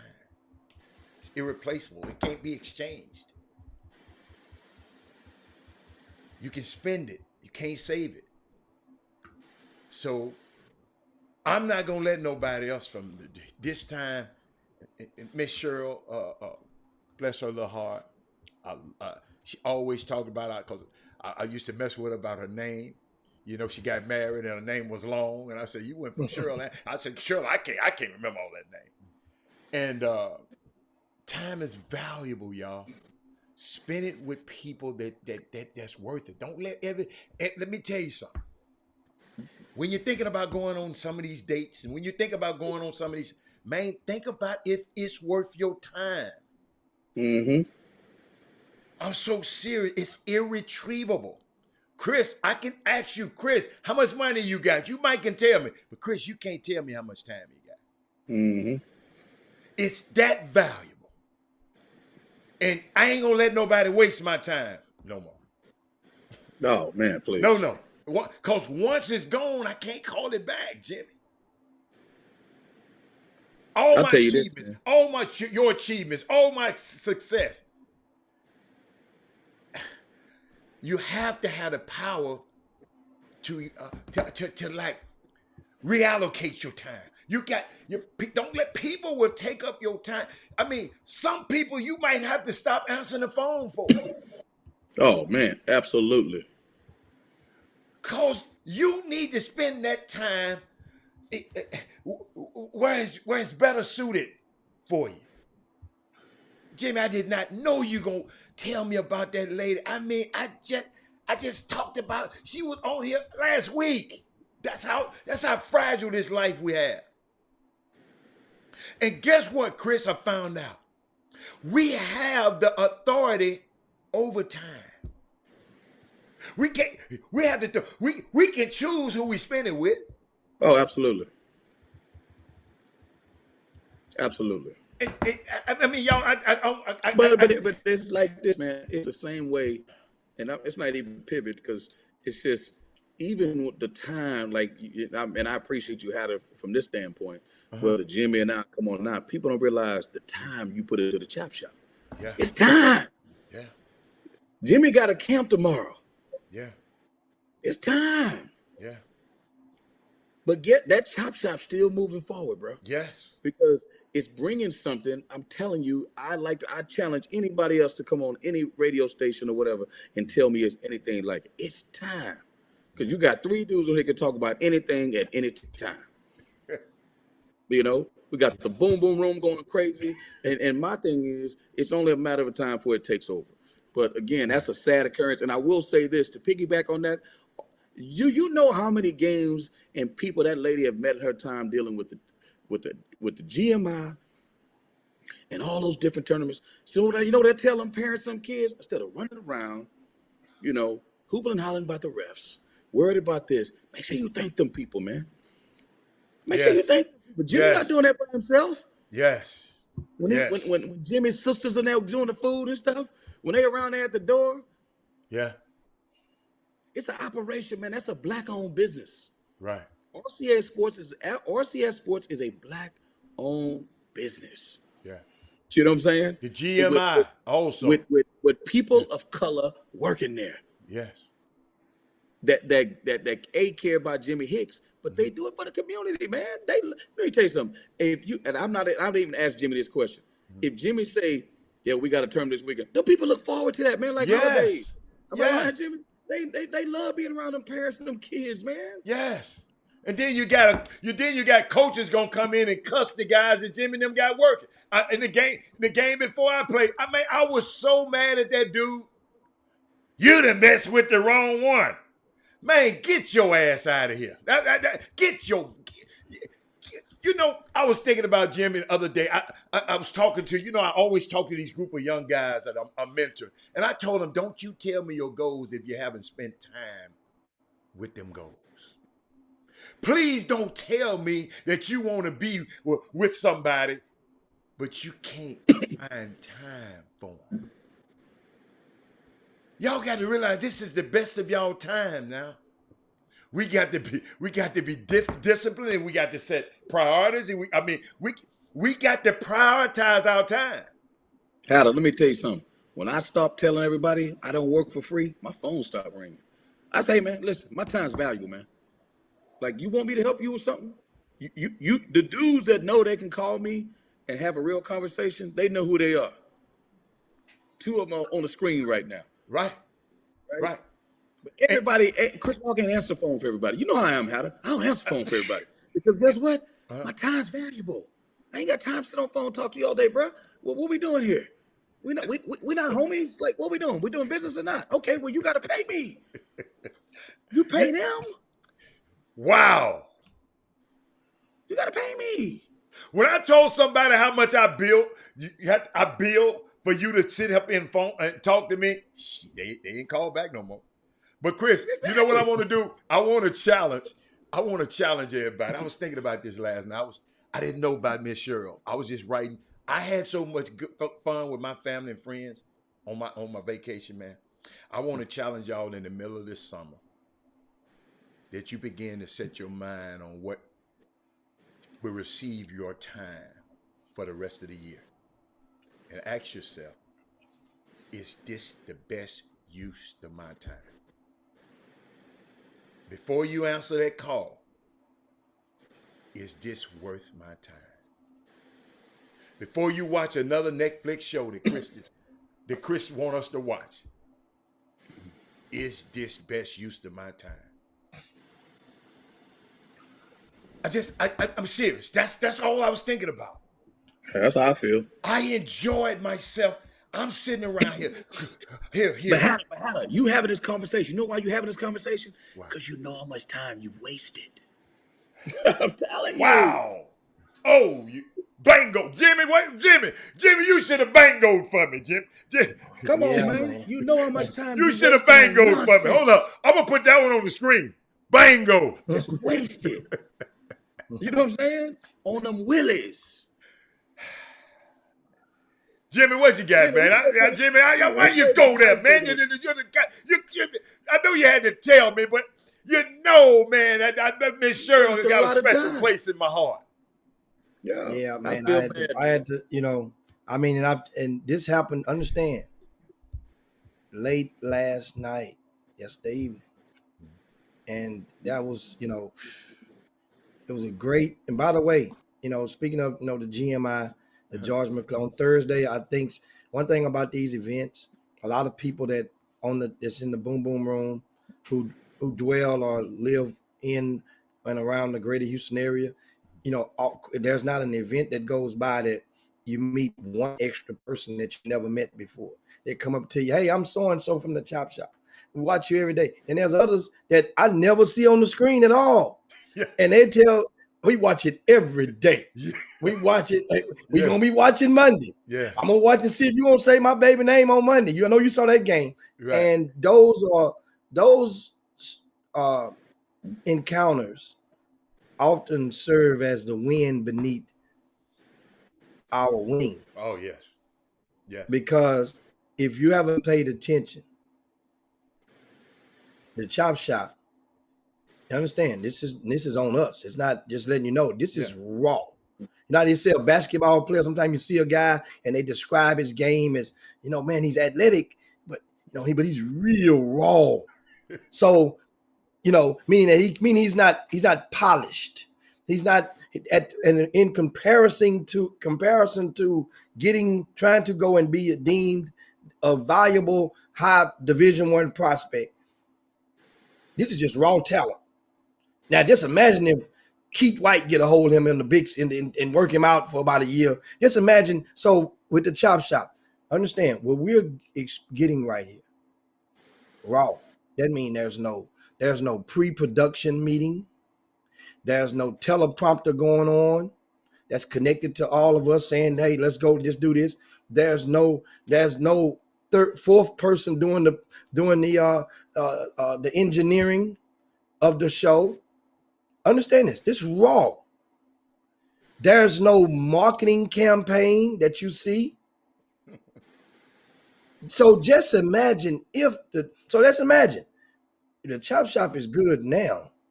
What happens if we were advertising, if we were marketing? Every time you went into the urinal at the nightclub or the bar or your favorite restaurant, and you look up and you see a woman, you sit down on the back of the stall, you see a Chop Shop flyer.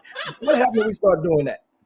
Guys, when you go and you know, and you don't want to look to the left or to the right because the guy right there using the same urinal, you got to look straight ahead. And what happens? You see a Chop Shop flyer right there. They're coming. But I'm just saying, this is raw. So we ask you and invite you often throughout the show to share the show to your timelines, to your friends, to your groups. And so do that right now. Share the show. Right now. Let's continue to give our digital footprint on the timelines, on the pages of those out there. And that's what and that's a great thing. And shortly, we I'm will going to add recap some of something the because in just a second. I don't want this to go by because I want you to know this, and I think he probably sent it to you. But Chris, I don't know if y'all know, Chris Walker is an author. He's wrote several books, and he sent me a draft. He might not even want me to tell this, but I'm gonna tell it. He sent me a draft of the acknowledgments in his book, and my name was in there. Jimmy's name was in there. I don't take those things for granted. So forever, that book gonna live forever. And somehow we touched his life enough that he wanted to do that, y'all. Listen to me, man. This the kind of stuff that makes me. I'm on vacation, sitting out there. I show y'all what people were waiting on me. Come on, Robert. I said, yo, I got 2 hours to do this show. Yeah, if y'all want to go, y'all go. Y'all got to wait. But I ain't gonna lie. As soon as I got off that show, Jimmy, I was on that elevator going like a turkey through the cone. But it's a testament to the to you, Chris Walker, and I guess the things that we imparted in your life. And man, it's just, man. I mean, I thank you for allowing me and telling me one day, long time ago, y'all said, man, come be a guest on the show. And 6 years later, you know, I'm still a guest on the show. It's unbelievable journey. You're a host now. I know, but you know, You're a host but I'm so humble about it. But no, I did the same thing with Jimmy because I used to travel and do the games. Yeah. I used to tell Jimmy. People don't know Jimmy used to do the whole show by himself. Okay. Right, Jimmy? Remember those days? When we first started, Jimmy did the whole thing. Like it people don't know how hard it is, man. It's hard. And there was always a plan in mind. But here's the deal. I was telling somebody the other day. I was on the phone walking. This is crazy. Mm-hmm. And I know we want to get back and talk about the GMI. I call it the Chris Walker Invitational because I used to win it every year. Jimmy know what I'm talking about. Marjorie, don't jump on here. Marjorie and Sandra, y'all know I used to win it every year. That I told somebody the other day on the phone, I said, hey, man, let me tell you something about me, man. You can say whatever you want about me, but I am quick to congratulate. Yeah. That's what I am. Yeah. Because there are so many haters out there, Hatter. I am quick to congratulate. Man, you do something good. I'm the first one, man. Great job. Congratulate. It's not innate in us, man. It's innate to hate. Do you hear what I'm trying to say? Okay. Jealousy is a disease. Look it up. It's biblical, bro. Yeah. It's a disease. It's normal to be jealous. Mm-hmm. It's counterculture to congratulate. I'm just telling you, it's counterculture. Preach, Ram. Quick today, man. Listen, man. Great job, man. Thank you, man. Not? I mean, I feel good when I tell people. You know, it feels good when you tell people stuff like that. So when you say, "Oh man, he poured," hey man, listen, this is real. I couldn't have wrote that book without you guys. I'm like, man, you know, right. I got to have it in my head, man. Damn, Hatter, I'm gonna write this anyway. but see, I was at the park this weekend. And then I had dinner, I had lunch with some people, and we're sitting there talking about issues that affect our community. And one of them said something to me that blew me away. He says, man, if we could just stop talking about the NBA finals all the time and talking about this, if black people just sat down and talk about issues, we were talking about, hey man, if I wasn't this Q and I had the same idea and I was a 20-year-old kid who went to MIT, I had $10 million, they put that behind my business. I'm like, man, why we always got to get them to give us money? We got money. Yeah. We got money. But again, it's what you said, Hatter, how they see us. How we see each And other. how, if I see one more athlete with a game show on TV, I'm going to lose my mind. Jimmy, I got something for you, Jimmy. This is crazy. Y'all got to realize, this is, when I tell you this is crazy, I'm checking out of the hotel. Ain't too many of us at this hotel. And it need to be a whole lot of us out there. Ain't many of them that look like me at this place, on this resort. When I'm checking out, the young man has been seeing me all week. He put my luggage. The guy who came got the luggage and put it in the bag. He said, can I ask you a question? Because he knew it was my birthday. He said, what would you tell a 30-year-old like me? what would be your advice to a 30-year-old young man like me? And I went on and I talked to him, Chris. That's why I'm telling y'all this now. Talk to him about allocating it and knowing how precious his time was. He said, I went on and on. I ain't gonna give you the whole spiel, but I went on and on, Chris. He said, man, nobody has never explained anything to me like that, ever. He said, thank you, Mr. Hatter. Have a safe trip back to Houston. That's the impact that we having on the world, y'all. I don't know this kid, but that kid looked me straight in my eyes and said, wow. But I just want Jimmy, let's give They recognize. Hey, Jimmy, what's going on with the name, image, and likeness? And I heard one dude in Miami going to give the whole team $500 a piece, man. a week, a month. A month? Yes. Yeah, 500 a month. Man, this thing, I'm just telling you right now, man. It's the football team, Chris. Just the football team, Chris. The Hurricanes. Yeah. 90 football players. That adds up to be $540,000 a year. Unbelievable. It's probably a drop. But Chris, but Jimmy, hold on, Jimmy. He's a booster. So how could a booster do that, Jimmy? Because some of those rules aren't defined yet. Yes, and if your state didn't have anything on the books, then your school get to write their own law. Okay. So that's the thing, and that's one of the pros and the cons. One of the cons of the deal, if you think in NCAA, because they were hoping that this would not become prevalent, and whereas boosters would do so. But the key to it is that everybody agrees on is one thing is that nobody's going to allow. The gentleman's agreement amongst the schools would say nobody's going to allow it mean the name, image, likeness, or any deal to be tendered for the inducement of a recruit to come to your school. Okay. So that's what that's like the gentleman. And trust me, somebody may even break that one, but that's the gentleman's agreement as it stands right now. Oh, yeah, it's going to get broke. But yeah. Now, this past weekend at the GMI, it was a great time. And something happened this weekend on Saturday. And I kind of foreshadowed that this weekend would be hot. I knew it was going to, start off for the slow as far as the college coach. But Saturday, the owner of the gym, Jerry Levy, he came. Sometimes when you rent places out, the owner often walks through because they're checking to make sure people ain't breaking their stuff. They come and do walkthroughs, make sure you ain't broke nothing, make sure people ain't got the emergency door exits propped open. They make sure people ain't, the owners always, if you watch them, they always walking through, checking out the scene. Well, I was informed on Saturday.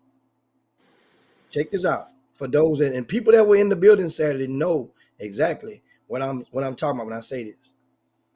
At some point on Saturday late afternoon, Jerry Levy said that the crowd in the gym was the largest crowd that had ever been under that roof at the same time for any event, period, was this past weekend at the GMI on Saturday. Once again, I don't know about that, man. Some of them T-Mac crowds is big. I don't know about that. Understand something, Chris. Remember, back in the days, there was only 3 courts, Chris. There was only 3 courts. Got more courts? Yeah. They got an extra court now. So once again, Jerry said that I'm going to take his word. He's the owner. He knows what's been in that building. He said there had never been more people under his roof than it was on Saturday at the GMI. So once again, you guys know I love making history, and that the atmosphere. Yes, there were college coaches there, not as many but at the same time, we never. It's different though, Jim. You got to put a disclaimer because it's different because it's the first weekend that they've been able to go out for a whole year. So a lot of them gonna go where they're not supposed to be going. You know what I'm saying? Explain people what that means. Like they flying to the Under Armour I'm like, man, you're not getting no. They should be at the GMI. Explain to people that what I'm trying to say. Yeah, a lot of coaches want to go. Don't get it twisted. They've been uh, they've been held behind the gates as well for 2 years as far as grassroots. And these events often present the opportunity for college coaches to go and network with other college coaches. So that means if me and Chris is boys and we're different college coaches at different programs, I'm gonna ask you, Chris, where you gonna start it off at? Because we got to see players at Adidas, we both got to see players with Nike, and we both got to see players with Under Armour. And so Chris might say, well, I'm gonna start it off in this city, and I'm gonna slide over that city. I'm gonna wrap it up in the other city on day 3. Really? Okay. And if I have the type of staff, the type of boss where I have control over, I got to go to 3 of them, and I might say I'm gonna start mine. I'll do the same legs. I see you, man, at that one. What hotel you staying at? That's another thing coaches do. What hotel you staying at? I'm staying at the Renaissance. I'm staying at the W. Guess what? I'm gonna book mine at the college coaches in bulk. They do that all the time. So that means now, a lot of times you're being influenced, like Chris say, to go to the wrong events because you really ain't going to get no players at certain events because the program is geographic when you could have been better suited to go to some regional events. But once again, Saturday, as I mentioned, that was the day that a couple of the sneaker sponsored programs came in town and played. And I hope that this serves as a blueprint for a lot of teams out there. That way you can watch it. It is very well possible. If you one of the young men, Shannon Shorter, he came out of high school about 12 years or so, 13 years or so out of 2004. Out of West Side High School, right? Shannon Shorter played with the Houston Hoop Stars. Keith White was the coach. They won this GMI more than once, different levels. Different division of it, right? That must have been he gone. He act like he won every year. You couldn't win every year, Chris. Come on, Jimmy. That must have been gone when that happened. But keep going. No, Chris ain't winning. But Shannon Shorter was there, and he came back and he just looked around. He was like, man, it's like yesterday I was playing in this event. Say, man, and come back and just gave his acknowledgement. And once again, on Saturday, the Houston Hoops 16U, they went and played in Dallas, came to Houston and supported the local scene. And then once again, it provided an opportunity for a lot of the local people to see that team play with college coaches at the side of the court or at the back end of the court or at the top looking down in that type of atmosphere. And guess what? One young man from that team picked up an offer. See, a kid like Wesley Yates, who's the most right now, he's the most, him and Chris Lockett, and I mean, they have multiple prospects, but Wesley Yates is one of the hottest names on that 16 under team because of his recent, and deserving so, is because of his recent invite to USA basketball tryouts, which takes place in a couple of weeks in Houston. Well, guess what? The little point guard, Orlando Horton, picked up a Division I offer. I like him. Right on the spot. I like that little boy. Now, mind you, that team had went and played at the Gasso 2 days before. So he didn't get the offer up there. He didn't get the offer up there. That shows your point. Chris, he got the offer. He got so I mean, when you're playing, you're thinking about the superstar. Playing in certain events, it helps the other guys. Orlando Horton picked up an offer from Texas Southern University. Sure did. The head coach. Yeah. The head coach saw him play. And there were several head coaches there. Not to mention, but I don't acknowledge every single school that was there at the GMI, but I know I can acknowledge every single head coach. Division I head coach. And now, right? And Texas A&M head coach was there. University of Houston Buzz head was there? coach was there. Yeah. Okay. TSU's head coach was there. Okay. Prairie View's head coach was there. Right. That's 4 head coaches off the top of my head I think about. Did Albert Brooks University show of up? Arkansas. Did Albert Brooks come? Oh, Lamar's head coach was there. Yeah. I'm just saying I can't go through the list and That's name all right. every. That's all right. doggone I got you back. But then That's still I get a pretty good, though. call. I get a call, a foolish ass phone call from John Urie. And I didn't even have time to even entertain. Whoa. Jimmy, hold up. Did you just tell me last week I can't say?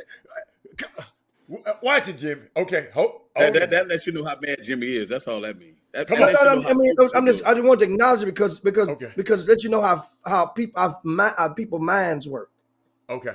You know I'm in the middle of my event, Oh, I got you. Okay. right? In between days. It was in the evening time or whatever. He calls me, not to say how's everything going in H-Town, my brother. You know, Right. let me give you an update of what we doing down here, my brother. Okay. Know what his first words were? What, man? I heard you had one college coach in the building.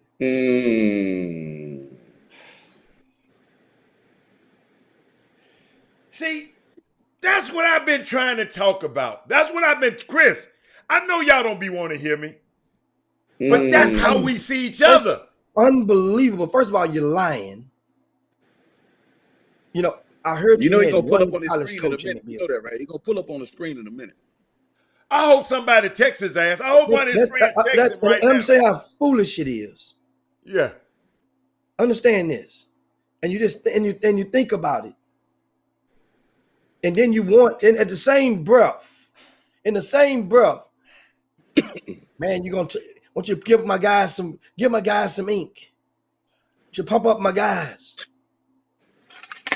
Wow. Unbelievable. So that's baffling. That's the bad spirit, Jimmy. That's what we gonna always be. Hey, that's a Willie. Chris, that's a Willie for you, Chris. Always a Willie in the group. Always a Willie in the It's group. always, and it's almost like wow. And I'm like, dude, this is black owned. It's good. It's a good atmosphere down here. Jimmy, Guess what? Jimmy, you know your success story. You don't even have to say it. You just made me because I like the little kid too, right? I've been loving him. I've been watching him. Orlando Harden went to the Gasso, right? Played his butt off. Didn't get an offer.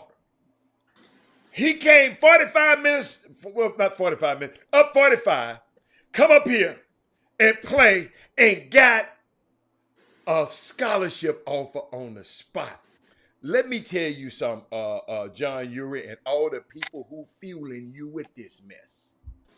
Because your ass wasn't there, so some clown had to call you and be messy on the phone or on Twitter or on text. So it's another clown. So all the clowns, that's a success story. If listen to me, if not one other person got one, that's what this thing is about. And you, man, come on, man. That's a bad spirit, man. I'm not talking about you as the person, but that spirit you got in you, man, I rebuked it in the name of Jesus right now. But Jimmy, let's move on, man. Man. You said something foolish. What you said in the beginning? What you call it? Foolish? Whatever you call it, you was right. Whatever it was. And so, and once again, guys, I was saying earlier, if you are giving props to the Houston Hoop 16U, Clyde Jackson influenced his team and his parents. Clyde Jackson to come on home and sleep in their own beds. I love that. And let's go and support this event down here in Houston.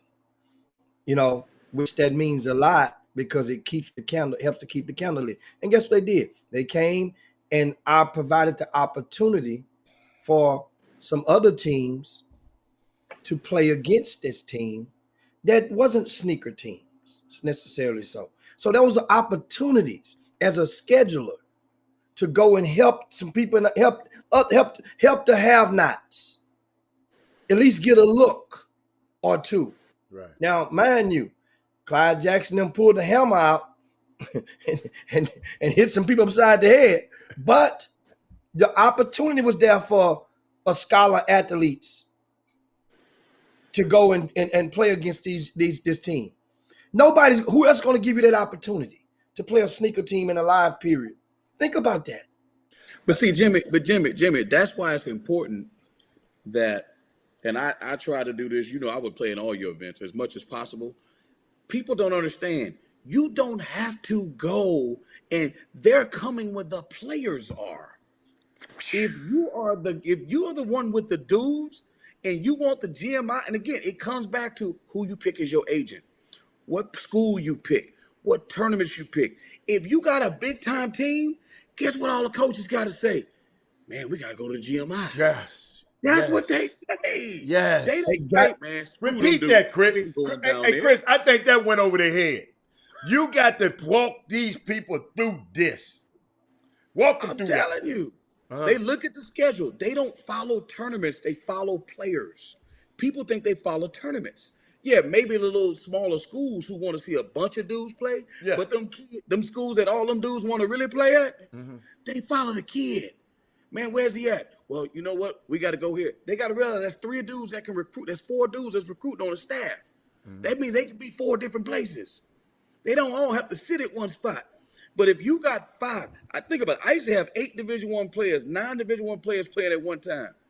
Guess what that means? At least 5 schools recruiting each one of them dudes. Gotcha. So now imagine me staying at home.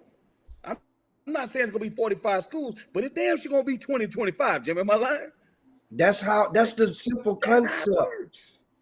And that's the concept. And then what it does, and why they seeing you, and Other if I'm kids putting the get shot. schedule, and just say if you got the 17s, that means if I schedule the 16s right behind them from your program, then that means they got to see at least the first few moments of your 16 on the game by default, because it ain't 30 courts to choose from. You see the difference now? You see the difference. And that's when, like, hospitality rooms, I had somebody ask me earlier, say, man, you promote the hospitality room. I say, yes, hospitality room, them coaches know what that means. You know what that means? They won't leave. That means they won't leave. They won't leave. Do you guys, y'all have no idea how many times that, Christian, you can attest to this. We go to events that college coaches are present. Then after a certain period of time, we go to hit the Papados up or the restaurant up, right? That's like 3 hours. And might stay there. While games are going on. Other games are going on. We are there fellowshipping at the bar. And guess what? This happens. If you think I'm joking, next time you go to an event, go stop by whatever the closest soul food shack or the closest restaurant of preference and watch what you see inside at the bar. You're going to see at least a few college coaches are going to be there. So know what that means? Let me tell you what it's like. They left. When you go If we're Vegas, feeding them good, their ass ain't going to leave. That's more. I'm gonna That's give you a parallel. the odds I'm seeing your babies. I'm gonna give you a parallel to that point Jimmy made.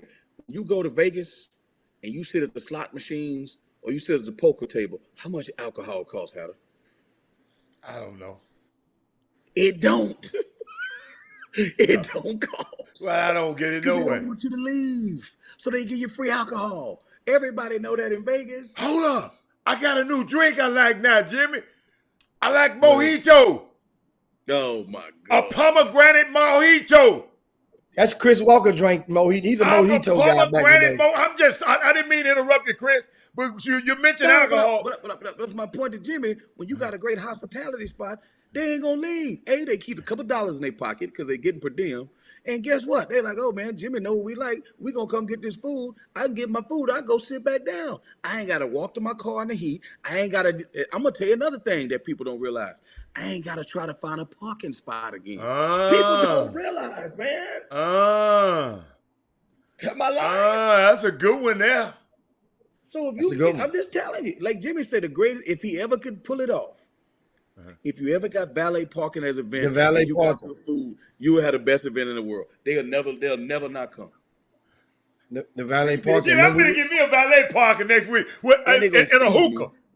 No, remember Come on, man. guys. Remember I had it coming in play before the Yeah, you pandemic. did. Yeah. And I went in and met with the valet company from the nightclub because they don't conflict. The valet guy at the club, they don't start working till like 10 o'clock. You know what I'm saying? And so that means they don't conflict. The same company was gonna come over there and had give me a deal, and I wanted to wait. I was gonna get a second one to try to compete them against each other, so negotiate the rate down. And that's that's just the American way. But then it never COVID came and it didn't happen. But JL3 also came down Oh yeah. on Saturday.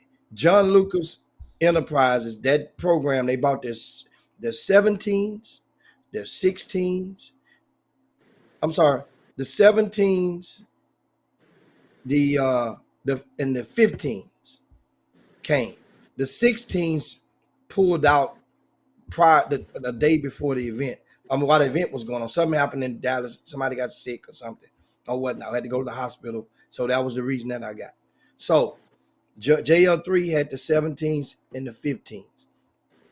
Now 17s played one game, and then they didn't play the second game, but they did. At least the people that were there got a chance to see Terrence Arsenault and Bryce Griggs and Sam Bradford and the rest of those guys, and the new guys like Ja'Cory Chapman who joined the team. I didn't know Ja'Cory had to turn. I didn't even know that. I just saw that. Yeah. So he was a teammate of Bryce Griggs in the backcourt at Hightower. So a lot of people didn't get to see, and that team. So now people who hadn't seen them got a chance to see. Is that the first time they done played in Houston? No, they played. Oh, is it? That's probably the first time, Jimmy. Chris Marshall. Oh, and Chris Marshall punched home a dunk that went viral. You guys meant to search that. Chris Marshall put a dunk down. Chris Marshall had a dunk. It's 3 dunks that make my finalists. We're gonna see if Archie or somebody has footage of these 3 dunks. We're gonna let you guys vote on them or something. Chris Marshall's dunk. Mercy Miller on the JL3 15 and under. He had and I'll tell you about him in just a second, Chris. That's the P's son. His dunk against Team Fox. And also, they had another dunk that was James Posey's son. Oh, Jace. Yes. He put down a dunk. Oh, my God. I saw that one. Them 3 dunks. I want to now. Okay. That's back to this JL3 program. Of course, the 15 and under. It was a highly anticipated game. And once again, as an event operator, certain games you feel compelled to give the public what they want and give the team what they want. Team Fox had not played JL3 or the Houston Hoops all summer. Remember, Team Fox didn't come to the icebreaker. Team Fox, so therefore they missed the opportunity at our events to make that happen. And then what I heard was that at the University of Houston camp last month, when U of H had their camp, a lot of teams got a chance to play against each other. So I didn't want to duplicate that. Like the Houston Hoops 16s played against the JL3 16. So and that was in the turn of 2 halves, which was eventually won by the Houston Hoops 16 and under. Well, in that event, Team Fox thought they were going to play JL3. And something happened with the staff and whoever did the schedule at University of Houston. They didn't put the game together. So then the word Team Fox, according to a couple of people who's familiar with the story, tells me that Team Fox, they put out the rumor that JL3 was running from them. And JL3 was like, we're not running from y'all. We'll get it on. Just, come get it. So now, this was a prime opportunity. And guess what happened? Chris? This was on Saturday afternoon. I put that game together, Team Fox and JL3. It was a prime. Matter of fact, we moved the game up into a slot that didn't occupy no real estate.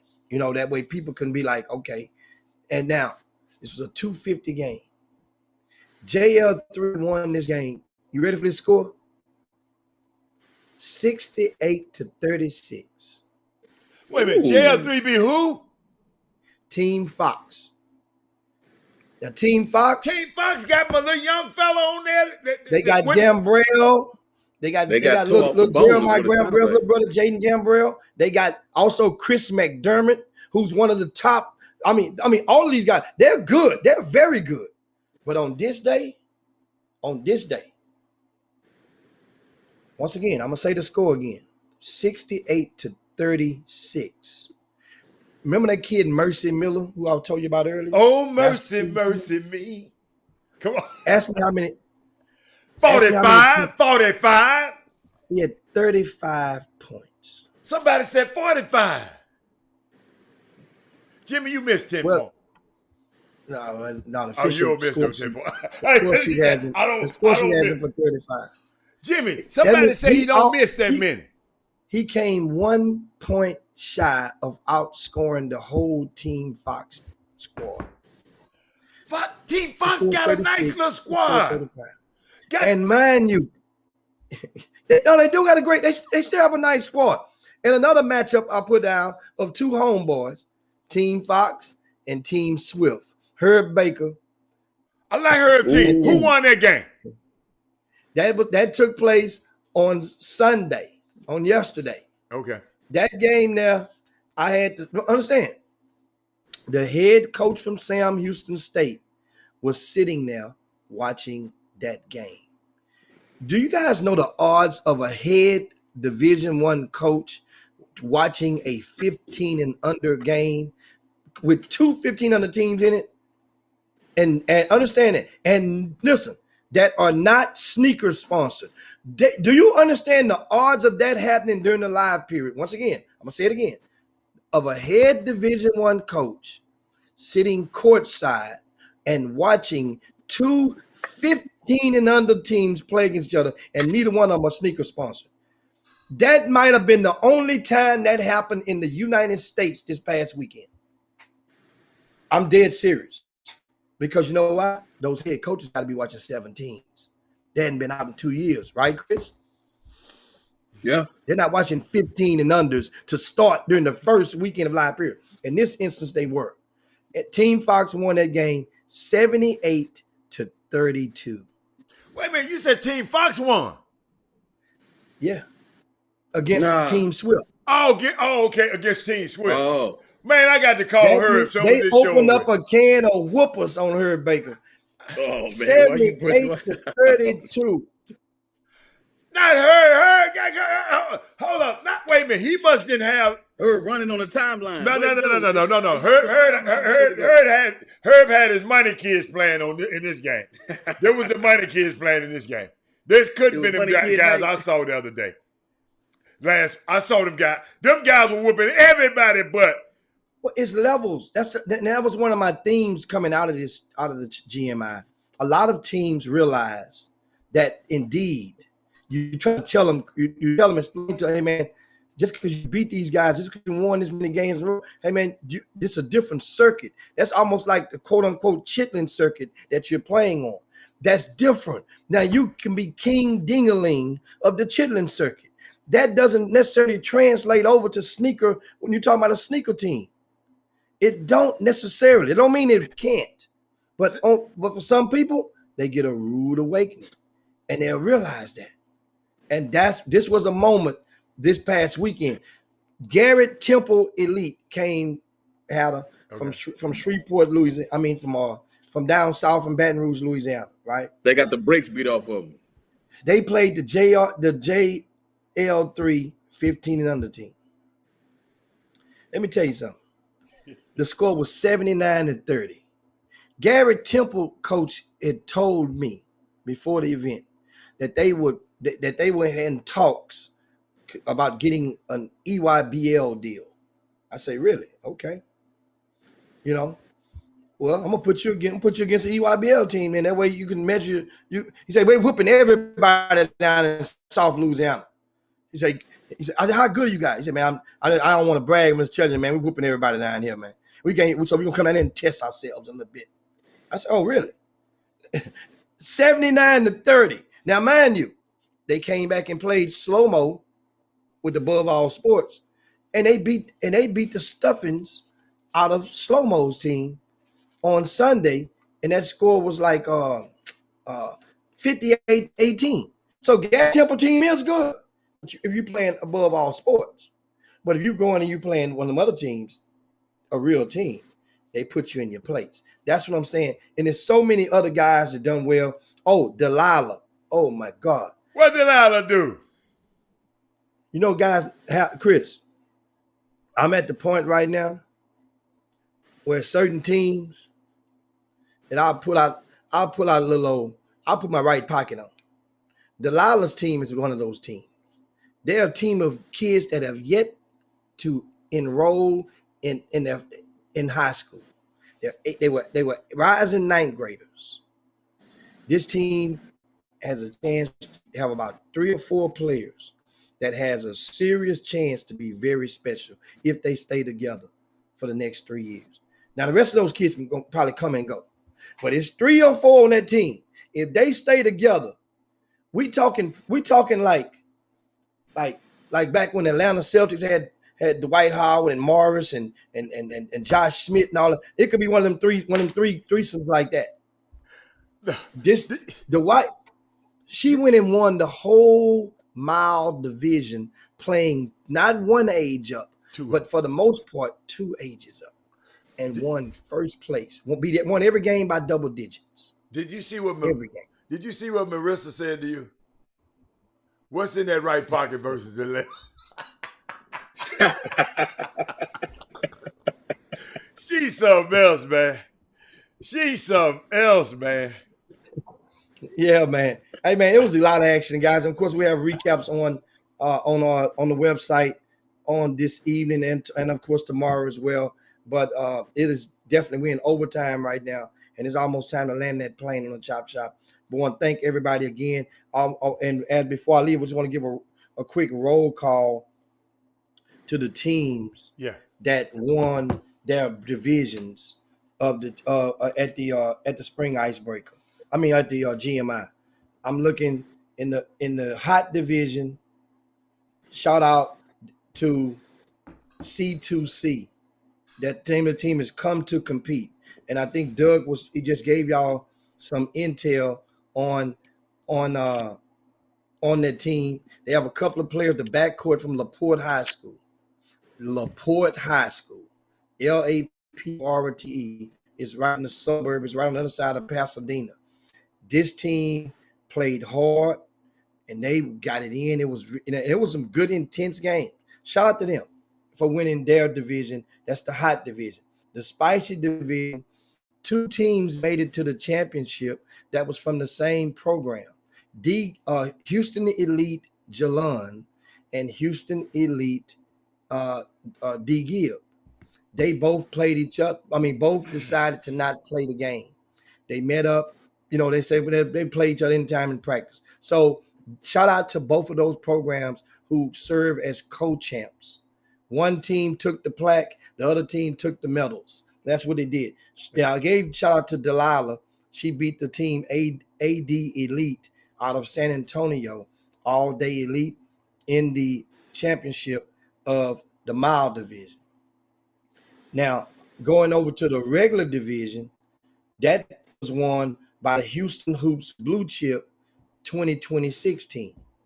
Shout out to those guys. They beat RL9 in the championship. And of course, the smallest division, we called it Bake. They were won by Storm Athletics. They were a late addition, and they took care of business. And that is one of the phrases that the late, great George McClellan used to say all the time: take care of your business. And indeed, a lot of these young men did do so. And of course, the George McClellan Foundation will be giving out a couple of scholarships at the end of the regular basketball season, which we do every year in conjunction with the Houston Area Basketball Coaches Association.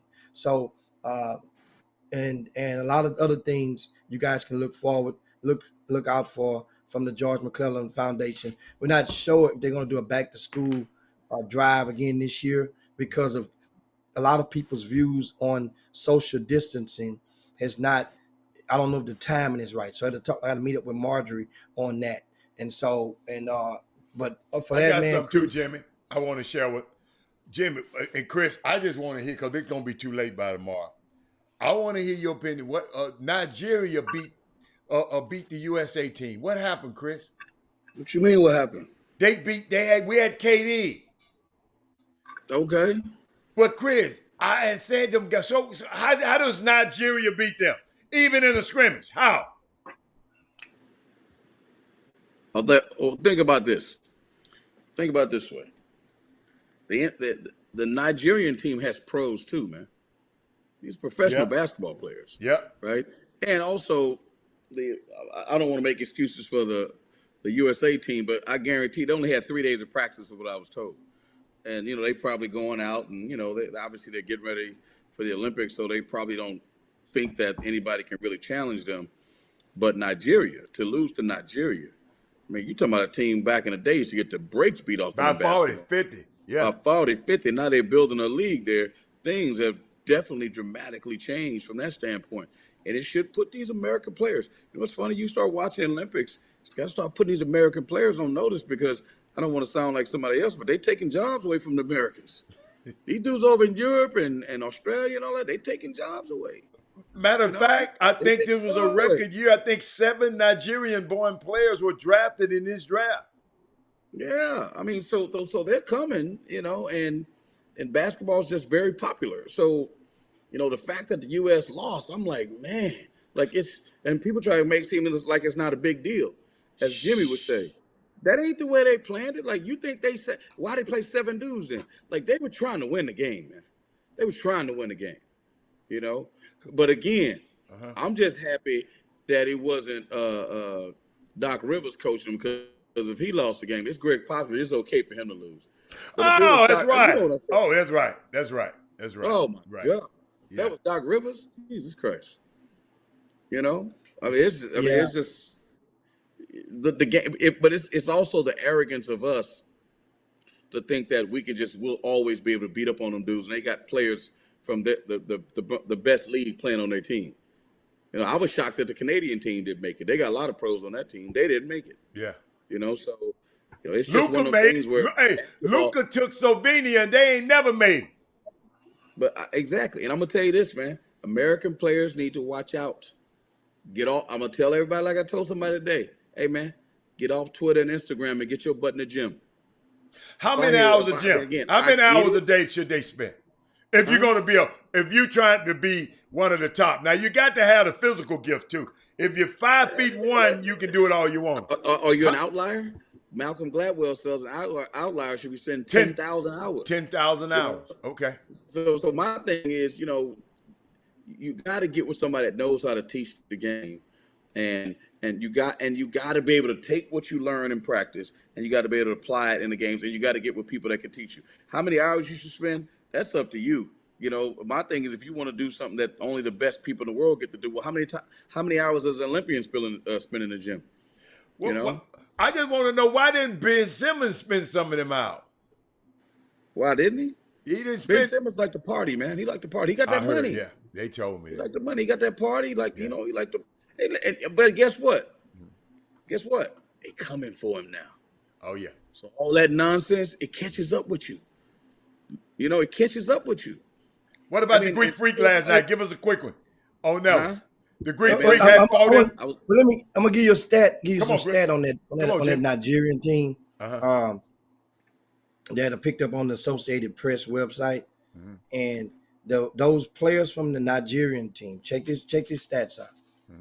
They have NBA contracts worth a total of $9.5 million this season. That's combined. That ain't Combined. much. That ain't much. $9.5 million.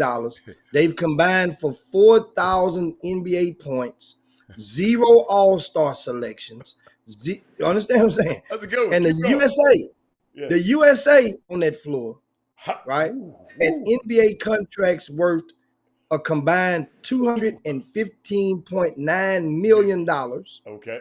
They combined for nearly 98,000 career points, 32 All-Star selections, 21 all NBA selections. Oh, Also, the Nigerian team had been practicing for about, this has come Popovic, and this showed you that they wanted to win because he didn't even have to throw this out there.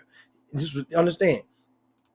Remember, there's excuses and there are reasons. okay. Popovic says, or he alluded and hinted to the fact, pointed out the fact that the Nigerians had been practicing for about 3 weeks compared to USA only 4 days, right?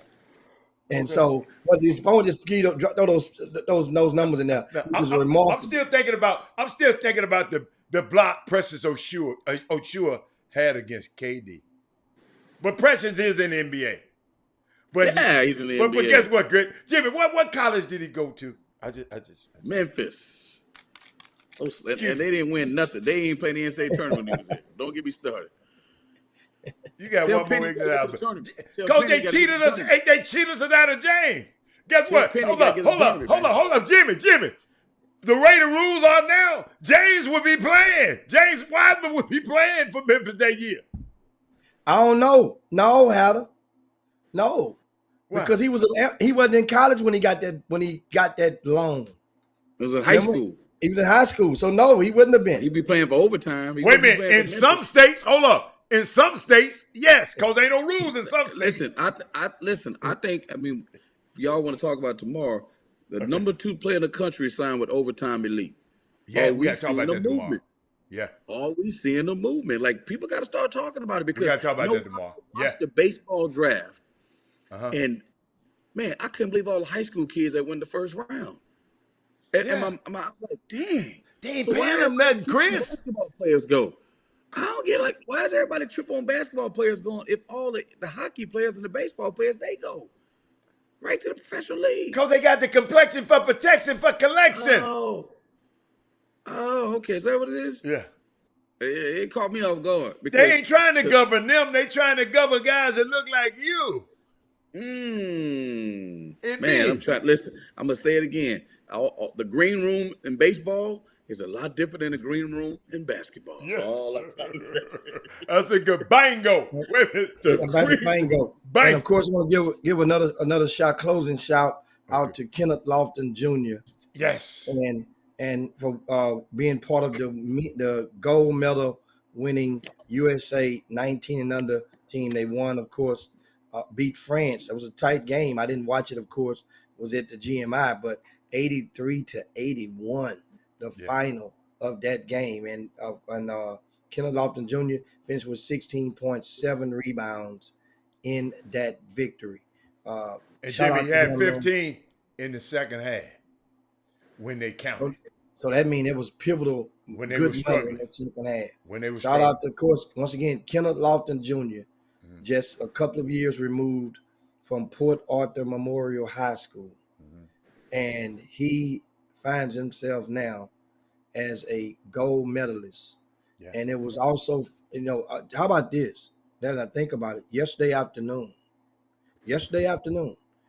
moments after the game ended, Doug Jones came over to me. I was watching the game, talking to some college coaches, and handed me his cell phone. And it was Junior Lofton, Kenneth Lofton Jr. on the FaceTime.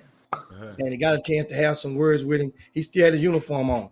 He didn't want to take it off. He didn't want to take the uniform I off. don't blame him. Jimmy, that's And a hell so- of a moment, man. Got a chance to talk with him. So shout out to the young man and his family. Man, this is one of those stories. And I'm gonna remind you, think about how many. This is a time right now for atonement.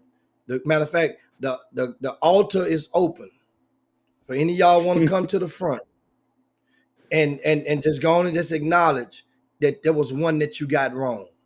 Remember, you laughed at him when he played for the Houston Hoops. Many of you college coaches even laughed at him when Georgetown offered him. Chris, now thanks because the decision was made, and that daddy had attest many of times, confessed many of times that Chris Walker's words on the Chop Shop actually indirectly affirmed and influenced that decision to not accept the offer to Georgetown when he heard Chris Walker give a good sermon on Chop Shop. And not to saying that didn't want to be, they wanted to go somewhere where he would have a chance to have real fingerprints on the success of the program immediately, which it happened at Louisiana Tech. That doesn't now. Patrick Ewing was the guy, remember, that saw him and offered him. Some of his assistant coaches was like, Coach, oh man, that dude, man, at the time now, Kenneth Lofton Jr. was only 6'6.5". He's a real 6'8" now. But Jimmy, also tell them what's taking place tomorrow, and the Kenny Lofton Jr. played in at a camp. He played in the Southwest Exposure Camp. He played in the Southwest Exposure Camp. And that Yes, was one of he his did. coming I out remember. parties. That's his That was com- one of his yeah, coming I out remember. parties. Was I that camp? remember because he had Yes. played good at the tournament. He played good at the tournament, and he came right to the camp. I remember that. Man, that is awesome right there. And guess what? Once again, Southwest Exposure Camps tips off tomorrow, Tuesday and Wednesday at Jack Yates High School. So you're in town. There's going to be a lot of good talent from around the area and beyond will be in action. Every camp counselor is a high school coach. How about that? Once again, and it's not the first time we've done it. Every time we've had the Southwest Exposure Camp, every single camp counselor is a high school coach. And shout out to Coach Holmes from Channel View. He's over that. We have a lot of speakers. Henry Sims, he oversees that component of it. And of course, Rick Nelson was with the operations at the Southwest Exposure Camp. And I will be in the building and of course checking out the scene on tomorrow. Hope if you guys in town, stop by Yates. Hey, guess what? Chris, you might not know this, but that new French's is almost completed right across the street from Jack Yates High School. I saw it. They relocated the old original French's, and that's the land that they bought. And they have a 2-story French's restaurant that is So almost what's going complete. to happen? You're going to be able what's the 2-story going to be? I think the offices are going to be upstairs. Oh, If okay. I'm not mistaken. And I talked to French a couple of years ago about the project, and I think that's what they told me. No, projects always change, but that's what I think they told me before, that the offices would be upstairs in that restaurant. So, but anyway, guys, that's pretty much it for the day. Know we left a lot on the table. Yeah, But I want yeah. to thank you guys for tuning into the Chop Shop. Thanks to so many of you guys who I didn't get to your comments and your questions. Sorry about that. But meanwhile, we want to definitely we'll donate. I mean, we'll not donate. We'll acknowledge today's show in the name of Miss Cheryl. And Cheryl from the Ross Sterling High School class of 1977. And Cheryl was working at GMI this past weekend. She was over at Aldine Davis High School. And on her Facebook page, they have a picture. She posted pictures of different people she saw from this past weekend. Akeem Olajuwon was in the building. She got to see John Lucas came over there to that school. She saw him and took pictures. And Bruce Bowling from the San Antonio Spurs, he was in the building this past weekend. It was a lot of former pros in that building as well. But Cheryl went home after the event last night and passed away.